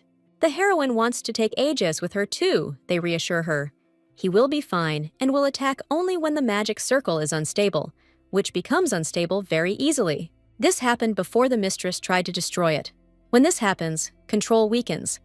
Then the boy will begin to act recklessly in accordance with his desires. The reason why the young man tried to kill his beloved is simple. He wanted it. Opening his eyes, Aegis begins to say how much he missed her and does not remember anything. The girl said that she loves him, but for some reason, he keeps disappearing. The lady won't talk about his influence. They are both tired of it. Leaning closer, she kisses him on the cheek. Repeating how much she loves Aegis, the woman feels calm. She thanks him for the love that has been given to her all her life. Tears come to her eyes. The brunette no longer holds back. The beauty suddenly feels uncomfortable. It's better not to hope for anything. Initially, the feeling was not love, but admiration. When the hypnosis wears off, the relationship will come to an end. They are in a magic circle. Everything will end soon. The master repeats that he will experience feelings until the end. The barrier is destroyed. There is noise all around. Melfort steps forward. The hero still can't resist the Countess, but he will try to slow down time somehow. There is darkness in his eyes. The beauty will try to throw off the influence. The spirits ask him to hold on a little longer. While they are finishing their work, she is given the task of creating a barrier again. The red-eyed one is afraid to turn around. She just wants everything to end quickly. Outside is Ates. In front of him is Raquel, who is asked how to get inside. There is no time to deal with him. The brunette shrugs his shoulders. I don't see the point in answering. The magic circle collapses. Everything around falls on his head. The young man himself does not understand what is happening inside, and his desire to get there increases several times. Celestine thrusts a blade into her daughter's back. Her body falls limply onto the cold ground. She always felt scarlet eyes exactly like her father's. They always whispered that everything would end in betrayal. The woman is in incredible pain. She cringes, feeling how soon she will lose consciousness. Blood flows down her face. A miracle did not happen. In his distant childhood, Aegis asked who God was, and upon learning that it was an ideal being, the boy declared that Ciri was a goddess, and that she constantly cared for him, although she did not show love. Falling to his knees next to the body, the man picks her up in his arms. The tears do not stop. Melfort grins. She is going to kill the Duke too. Life without a girl has no meaning. Salvation is still possible, except for divine power. The ability to use black magic can heal. However, there are things that cannot be reversed. Everything is relative. Choking. Aegis apologizes and repeats that he will definitely obey. He asks for forgiveness for everything in the past. The spirits gather around. They shout at her, condemn her. She killed her own daughter, brother. She should have been killed instead of them. Initially, the lady had no magic, but as soon as she started casting spells, everything went downhill. The victims didn't yet know that they would all die, but she would be alive and happy and would have power. The heroine is distracted and orders him to shut up, taking advantage of the moment. The man throws the body to the ground and clasps his hands around the neck. The spell begins to wear off, since he is attacking. He cannot fully use magic, and the Countess does not allow it. He twists her hand. There's no point in thinking about witchcraft unless the woman wants her bones broken. As soon as Melfort experiences pain, the speed of the force slows down. Screams fill the space. Revive the siren. The body must be dipped in the nearby river, or healing magic must be used. However, it no longer works. Because time is running out, the Duke can remove the hypnosis from himself or save Ciri. The choice is his. Perhaps the hypnosis will never wear off. The choice is obvious. Freedom without it has no meaning. They descend into the river. The wounds begin to heal. The heart beats again. Breathing is restored. The young man is in chains again. Before him is the Countess in her original form. In her hands is incense that is used not for suggestion, but for torture. The last thing that comes to mind is how the water has swallowed everything around. The magic circle has weakened. One can only wonder if the hypnosis has worn off. The only way out of this is to dispose of what is no longer needed. Melfort was planning to do this anyway. Aegis asks about Siren. He better take care of himself. He will get worse very soon. The young man was kept close for a long time, and for a reason. He will become a sacrifice to restore the circle. The gentleman thinks that the girl is nearby. The rest does not interest him. The blonde opens her eyes, sits up in bed, and frantically examines the body. There is not a single wound or scratch. The woman does not know where her loved ones are. First, she has to find out. There is a balcony behind the door, some kind of garden below, a completely unfamiliar place. Pin comes into the room. He smiles, because she definitely remembers him. At the slave market, it was he who beat up Ekult, kidnapped the Countess during the holiday, and brought the wounded Ciri to his room. She was disgusted. She definitely didn't want to end up with such a person. Before starting a full-fledged conversation, the young man suggests changing clothes. His soft tone is misleading. Behind it lies not concern, but a confident command. For a moment, the heroine forgets herself. She is in no position to resist. The man knows everything, and to begin with the location of the brothers, the blonde changes into a dress. The body is exhausted, food is needed. The lady refuses to eat. It is not clear what was added. Pien will not try. He admits that he added a little sleeping pill. Melfort woke up earlier than initially expected. There will be no health problems due to the supplement. The woman jumps up. It is impossible to talk to him, and she wants to leave with every fiber of her body. She has nowhere to go, not knowing a way out. Her brothers are in the same place. If she does leave, she will abandon them. Patting the sofa, Pien asks her to sit down and start eating. There is nothing left to do but obey. Feeling completely lost, the beauty sits up, regretting that she woke up. Hastily throwing down food, Melfort plunges back into sleep, regretting that she fell into the hands of a psycho. The next time she manages to open her eyes is several hours later. Her body doesn't obey at all. The lady has been lying there for too long. She was left unattended. Be that as it may, the heroine sneaks to the door. She needs to find her brothers. Again, strange sensations in her chest. The same feeling as from the magic circle when he was nearby. The woman follows forward and finds the very place. The circle looks intact. A weak voice is heard from under it, falling to her knees. She asks what happened to Aegis. What about the brainwashing? They told her that he would not last long. However, they mentioned that he could be saved. They wanted to give him food. Nothing worked. The Countess was wounded with a dagger. She was supposed to die. The salvation of the body was given to her. Feeling desperate, the lady lets out a scream. No one asked her to do this. She just wanted Aegis to speak with his real voice one day. She wanted him to find true feelings. There's no point in the spirits apologizing. It's not their fault. The girl tries to pull herself together. The conversation turns to brainwashing, but the voice is so weak that nothing can be heard. Even close contact with the circle doesn't help. The lady doesn't remember what happened to her. She wakes up again in the room, next to Pien. There is a man she doesn't know. He introduced him. Raquel followed him, since this account is suspicious. A week has passed since Siren fainted. There is complete chaos outside. This is expected. The lady is trying to get to the truth. When you found me, what was happening around? The friend is silent. He thought that the conversation would first turn to the brothers. They were just an instrument of pressure, so the sister is sure they are fine. Raquel will explain the details. He will give answers to questions later. The girl is about to be introduced to her brother. Something is not right. Smiling, Pien asks if there are any questions left. He still hasn't answered about Ajay's. There was no one next to her. The woman can't guess whether they are telling her the truth. Things aren't going smoothly for them. They were trying to change base to escape from meeting Capron. If he found them, the Empire would destroy everything. The knight won't be able to find anything again.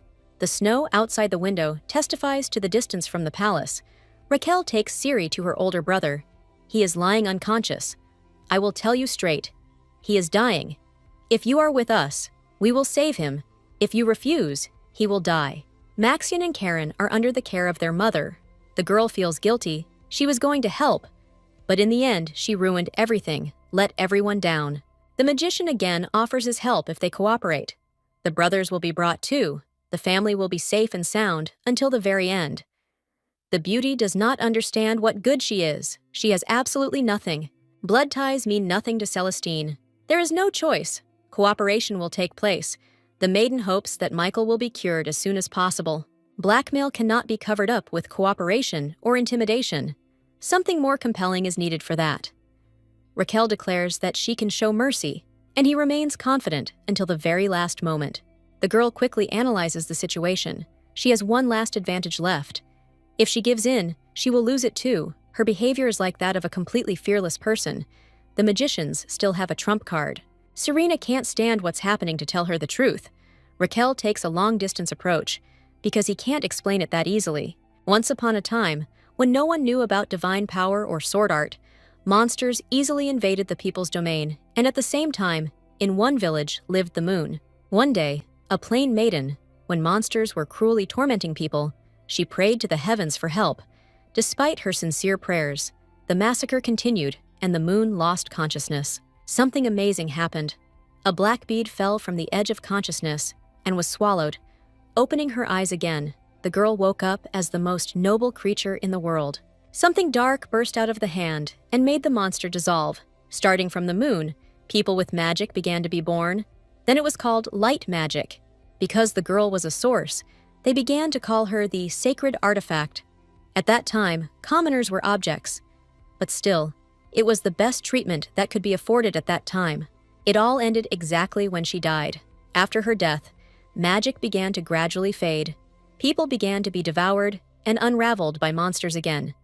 Then, divine energy was created for healing. For 100 years, artifacts like the moon existed, but for a long time, no artifacts appeared. People began to lose hope, and then, in the shadows, dark magic arose, with the help of which healing and natural energy were impossible. Unholy magic became a salvation in the era of the artifact's absence. Years passed, different people were born, and at one fine moment the sacred artifact reappeared. Those who possessed white magic began to be persecuted. The two magics were incompatible, which is why the relationship between them changed.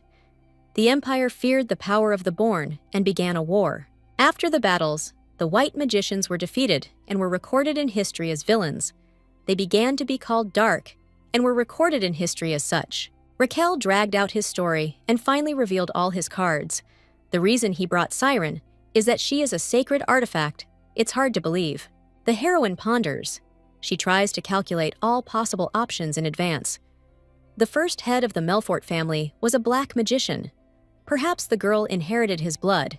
It is decided to look at the records. A familiar feeling. There is a magic circle nearby. The mages have gathered around Akernia, who is right in the middle. The Countess has come up with something that can restore the Scarlet Eye of destruction. The young man has no last wish that he would like to convey to Siren, since he prefers to talk in person. The man abruptly lowers his head and hits it on the circle. Blood runs down his forehead. He's not crazy. He's thought through all the possible scenarios perfectly. He used the blood, soaked in magic, as a guide. Even the lady understands that they need to catch him quickly, otherwise, everything will become much more complicated. The siren stands behind her, noticing a familiar figure. They immediately rush to her. The brunette begins to sing odes about how much he missed her. The only thing the red-eyed one thinks about is, did the brainwashing not work? The two evaporate, having left the cursed place. Akernia suggests returning to her estate. The removal of the subconscious influence didn't work, and for some reason, when they meet their eyes, goosebumps run down their spines. Pian is a fugitive. He considers himself a knight in shining armor who managed to save the fleeing princess. Stepping forward, the hero persistently asks to release Ciri. The girl herself knows what's best for her to do. Michael's life is in the balance. He won't survive if he doesn't go with the mages. Akernia understands that she's being blackmailed by her family. Are you really going to become a puppet? Insisting, the brunette declares that the beauty is obliged to choose him. He will force her, even if he has to use force. Lowering his head, Melfort remembers that the words were said to her from the very beginning. The magician reminds him that time is ticking. Distracted, Siren looks into Ajesu's eyes. She asks him to kiss him. If the brainwashing didn't work, he won't be able to push her away. The young man experiences something. He falls to the ground immediately after their lips touch, asking for forgiveness for everything. The girl goes to Pian. She reminds him of the condition for Michael's healing. The man smiles and nods. He will do anything to appear good. Akernia is left alone lying in the cold snow. The girl first goes to her brother's room. His complexion is not so pale, which indicates clear improvements. The treatment has only just begun, and he is already coming to his senses. Despite this, the improvements are temporary. There is a long way to go to get better. Nodding, Ciri clarifies how long the treatment will take. The situation was initially such that one treatment was not enough. Raquel offers another method.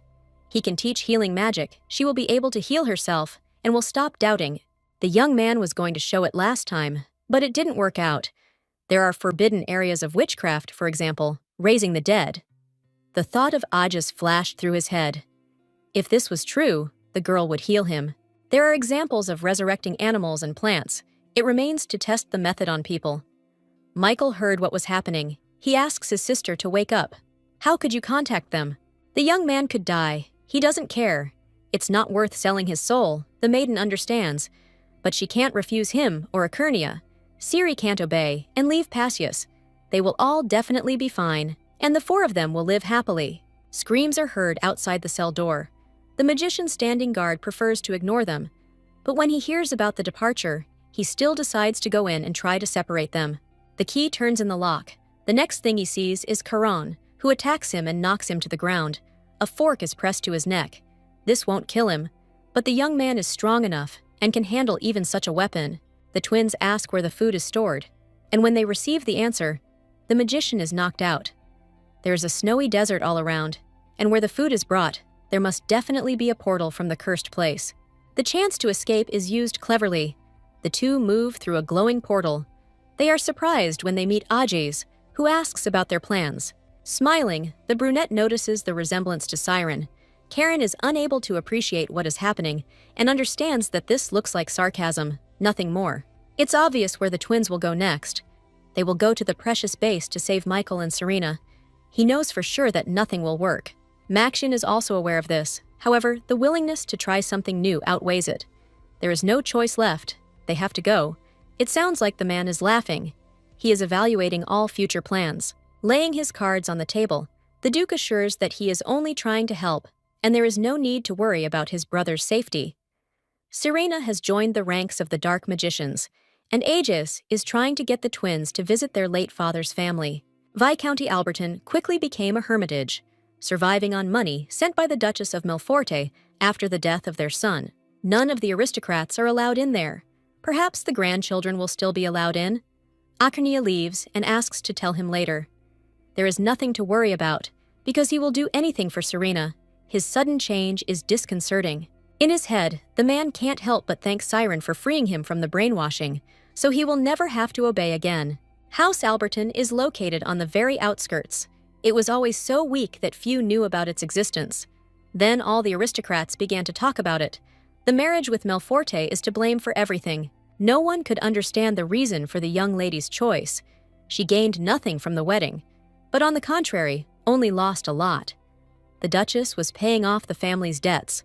Her actions were considered quite unusual. Everyone around them began to think that they were happy, and at the most opportune moment, news appeared that the woman's husband had died in a fire. Everyone who saw her face on the day of the funeral said the same thing. Her face expressed grief over the loss. Caron and Maxion only know the backstory. They arrived at the gates of the house in the hope that they would still be allowed inside.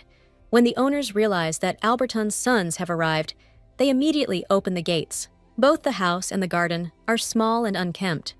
The children are greeted by a smiling woman who doesn't understand why her nephews arrived so unexpectedly.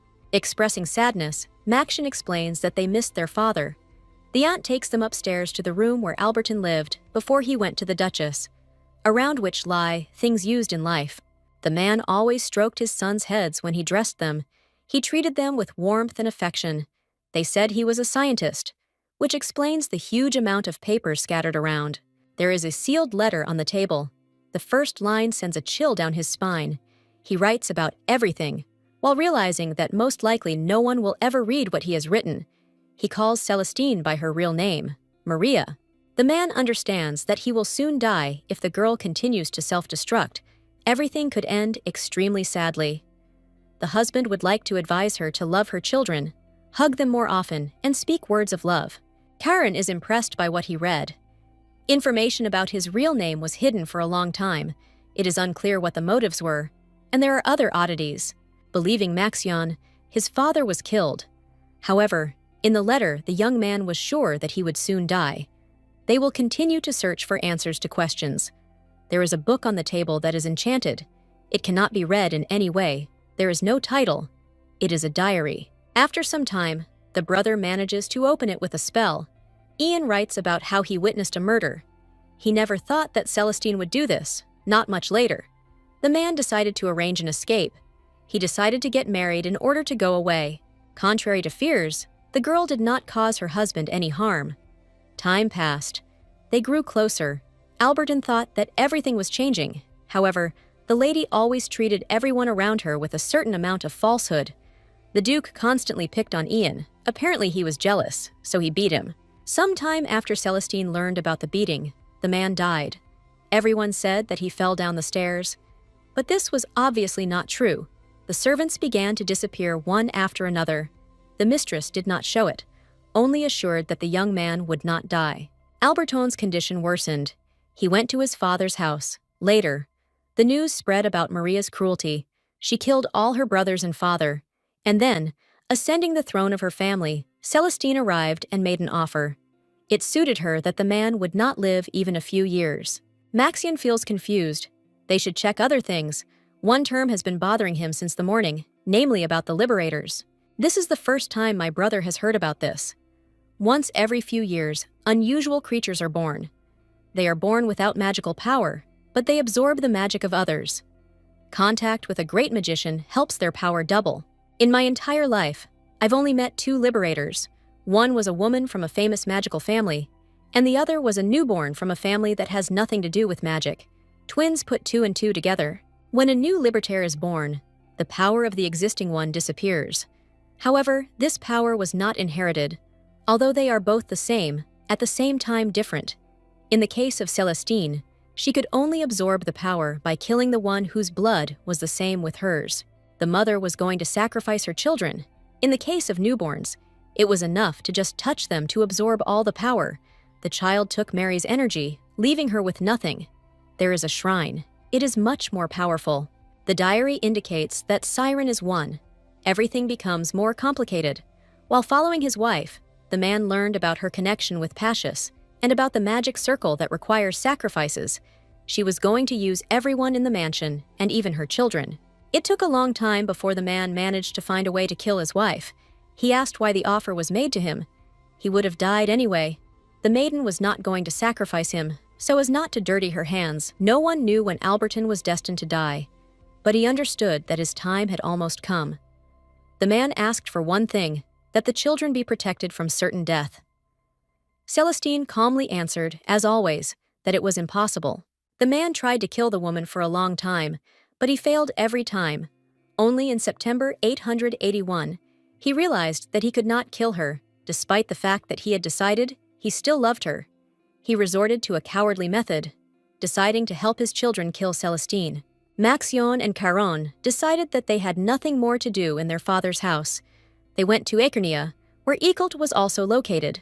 After getting acquainted, it was time to talk, and the notes left by Albatron fell into the hands of the Duke. Maria probably wants to use the man to take away the power of the sacred artifact that Siren possesses. The woman needed a sacrifice to bear his children. The elf understands that Siren is in danger. Celestine gains power by sacrificing in a magic circle, which must be destroyed, and she will not sit idly by if someone tries to destroy what is important to her. Maxion already knows the way, but he feels lost. Eicult asks directly if his brother had ever shown any strange behavior. Karen nods.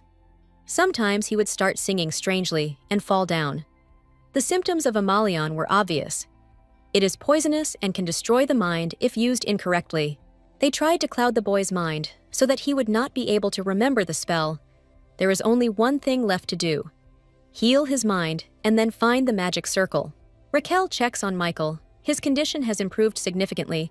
He doesn't allow Serena to see her brother, because they can do anything, even agree to escape.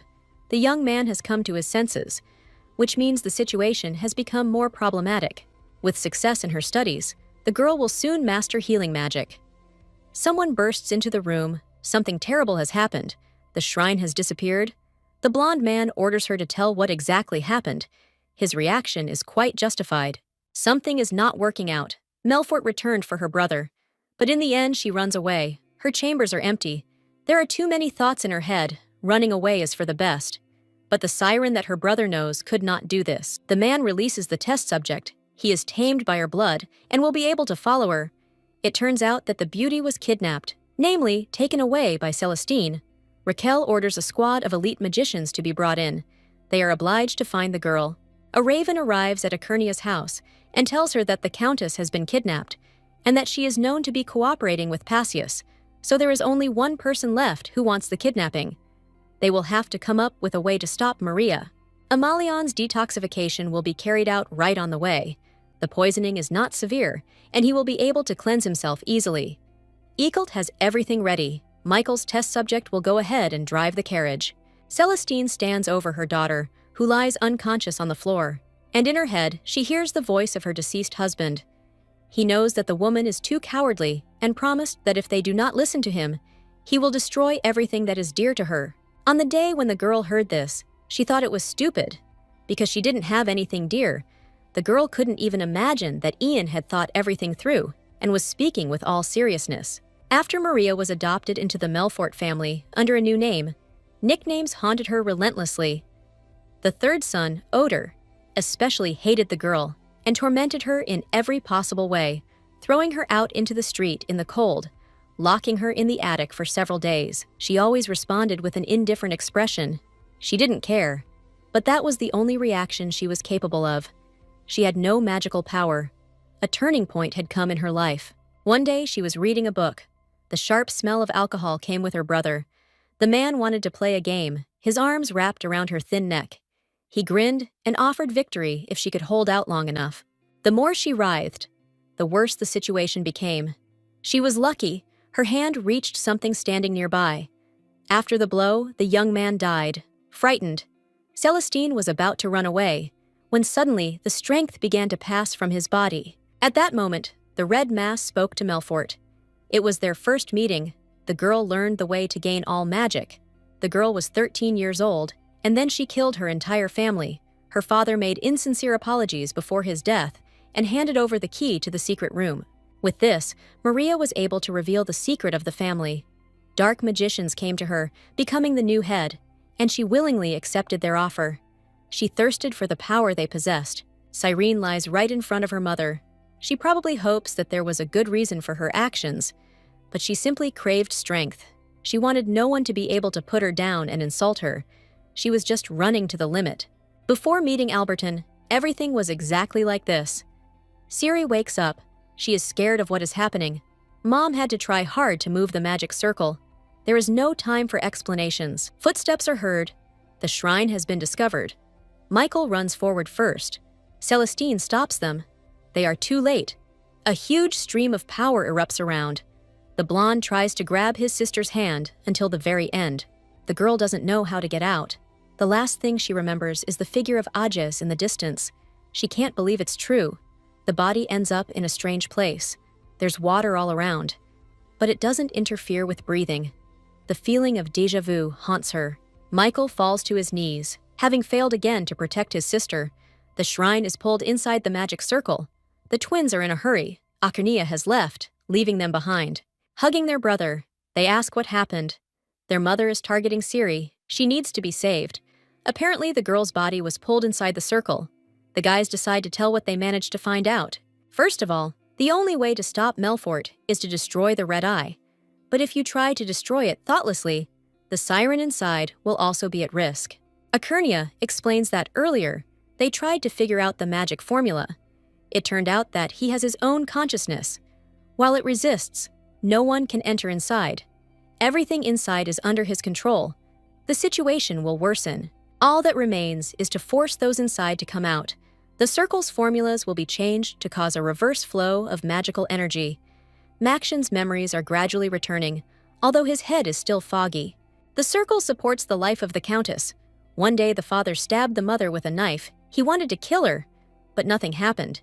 He did not understand why this was happening and felt completely lost in space. The woman just grinned. No matter what he did, she would never die. The Eye did not understand how long the girl planned to continue. The power of the artifact was too tightly tied to her daughter's body. It could not be torn out so easily. The mother only has to kill Siren. In her youth, the lady strove for power until Ages took it away. Alberton staged an amusing prank. He dared to threaten. With the desire to stop his wife, he burned himself to the ground, committed suicide. Initially, Ian's life was forcibly extended. The blonde was finding it harder to breathe because of the wound. In fact, he committed suicide because of his daughter, even though he hated the Countess. It doesn't go unnoticed that the mother, who is always calm, is acting extremely agitated. As soon as you start talking about your father, the woman takes out her blade and orders you to remain silent. The siren is trying to change something. She still needs to heal her brother and find the twins. The Eye is screaming, ordering Celestine to quickly kill the shrine. A bright light is emanating from the body. The same thing happened last time, when there was danger. The girl manages to get back on her feet, but what's happening isn't good for her mother. A protective barrier forms around the beauty. She instinctively understands how to use her power, and the goal becomes to fill the space with white light. Celestine doesn't understand what's happening. A voice screams that there's a threat from outside. Charon from outside reminds her mother that no one has the right to try to harm her sister. As she approaches, the woman freezes, her red eyes reminiscent of Ian. That evening, Maria was with Alberton. He did not understand why his life was extended. Even if the beauty's strength had diminished, she only snorted. Delusion must also have some limit. The lady suggested trying to die. She understood that nothing would happen. Every movement was in the palm of her hand. If the man made an attempt, he would simply be revived. Nothing worked. Using magic that blocked healing, he bled black. Ian's consciousness died, but his organs are still alive and functioning. If the Duchess uses the power of Kermul, he will come back to life. The man is engaged in blackmail. His wife will try to kill Ciri, and if she tries, everything that was prepared will be destroyed. The spell was given to a trusted person. The young man asked Maria to raise the children in love, and when Serena grew up, to secure her consent and revive Ian. If he did not revive, all of Melfort's dirty secrets would be revealed. Parents have the right to be mean for the sake of their children. The woman had no doubt, because even if the connection with Pacius was revealed and she was accused of treason, nothing would be scary. All these years, the maiden's heart burned with hatred for the fact that they were treating her like this. The plan still would not change. Celestine was pierced. All of this came to mind at that moment. The body falls down. Looking at her mother, Ciri asks if it hurts. Because once, the girl was also in pain. Her brother shouts that the magic circle needs to be destroyed. Mother needs to recover. We need to finish this before it happens. The red clot is the center that feeds everything else. We need to get closer to it. The waves are too strong, making it impossible to concentrate. Blood begins to flow from wounds that had previously barely been contained with magic. This is obviously the limit. The girl is picked up by Aegis. The woman is recovering. She can no longer give in to emotions. Ciri is nowhere to be seen. The circle has trapped her underwater. After some time, she must have become quite exhausted and weakened. The shrine calmed down. They lifted her up. In a weak voice, she asks what her mother will do. Smiling, Celestine understands. "You are not my daughter." In front of her is Aegis, his eyes screaming even louder than before. He doesn't understand what the young man did, how he managed to enter. Melfort understood everything because the girl usually makes sarcastic remarks rather than acting scared. Siren appears behind the scarlet spot. She uses magic. Celestine wants to protect, but Acnea interferes with her. It's light all around. There's a bright flash.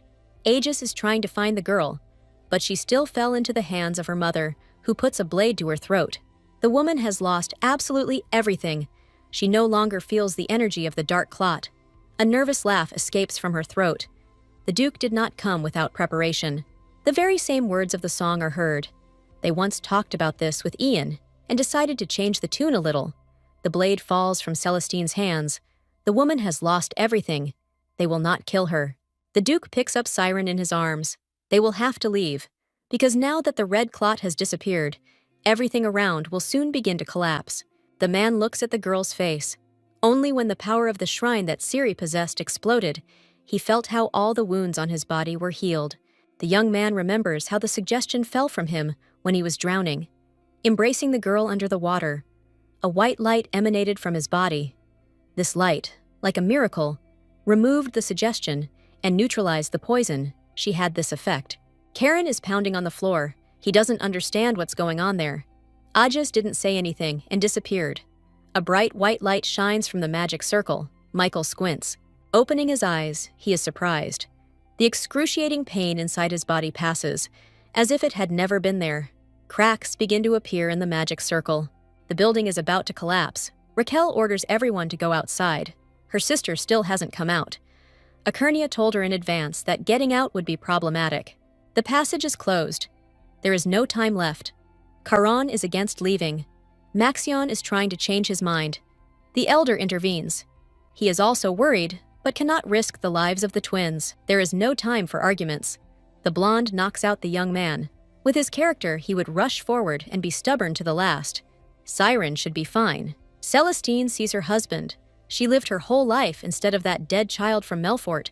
Everything turned out the way Ian wanted. The children took absolutely everything from her. The letter, full of curses, became reality. The girl could not even imagine that the end would be death. The woman is sure that if she had known in advance, she would still have walked along the road strewn with thorns. Scarlet Eye, long imprisoned in a magic circle, longed for freedom, so the Duchess offered him a sacrifice and the body of her daughter in exchange for the opportunity to revive Ian. Everything went to pieces. Everything was destroyed. The circle was destroyed, and saving the young man was not possible. The woman wanted to revive him and then kill him. She wanted to see his scarlet eyes again. Aegis has finished his preparations. Siren may be destined to be absorbed. The magical explosion that Aegis experienced was due to Siren's power. He couldn't withstand the energy of the shrine. However, this had other consequences. The poison was neutralized, so the young man's body was ready to become a holy relic. The Countess would not see what became of them. Realizing that she has lost everything, the woman believes that the outcome she received is not so bad. She will dissolve into space forever. The siren opens her eyes. The young man bursts into tears. He was very scared. His body was too cold. It was all over, and it would be much better. The girl asks Aegis to wait before they call everyone else. While the power exploded, the heroine saw a vision. The light swept away the efforts of all loved ones who felt pain. Seeing that everything was fine, the maiden realized that the regrets to which she had clung so diligently all this time had disappeared. She cast aside both guilt and pity. They are both free. Melfort has received the freedom she dreamed of. Her soul is still empty. Although nothing was wrong, the girl already said that she loves Aegis. She repeats it again, but this time without pity. The light is a little blinding. His eyes close. The young man cannot stop sobbing. He presses the body to himself, begging not to be abandoned. It's getting brighter all around. The power can resurrect the dead. By acquiring energy, Siren can be saved. You've always been a miracle. Let me be your miracle. The girl comes to, her eyes open. Almost immediately, Ikernia kisses his beloved. He asks to come back together. Everything will be fine. They have nothing more to fear. The twins rush towards them. They are the first to run up to their sister and shout out how happy they are. The warm atmosphere makes Serena smile. She is happy to see them together with Michael. Nothing will separate them.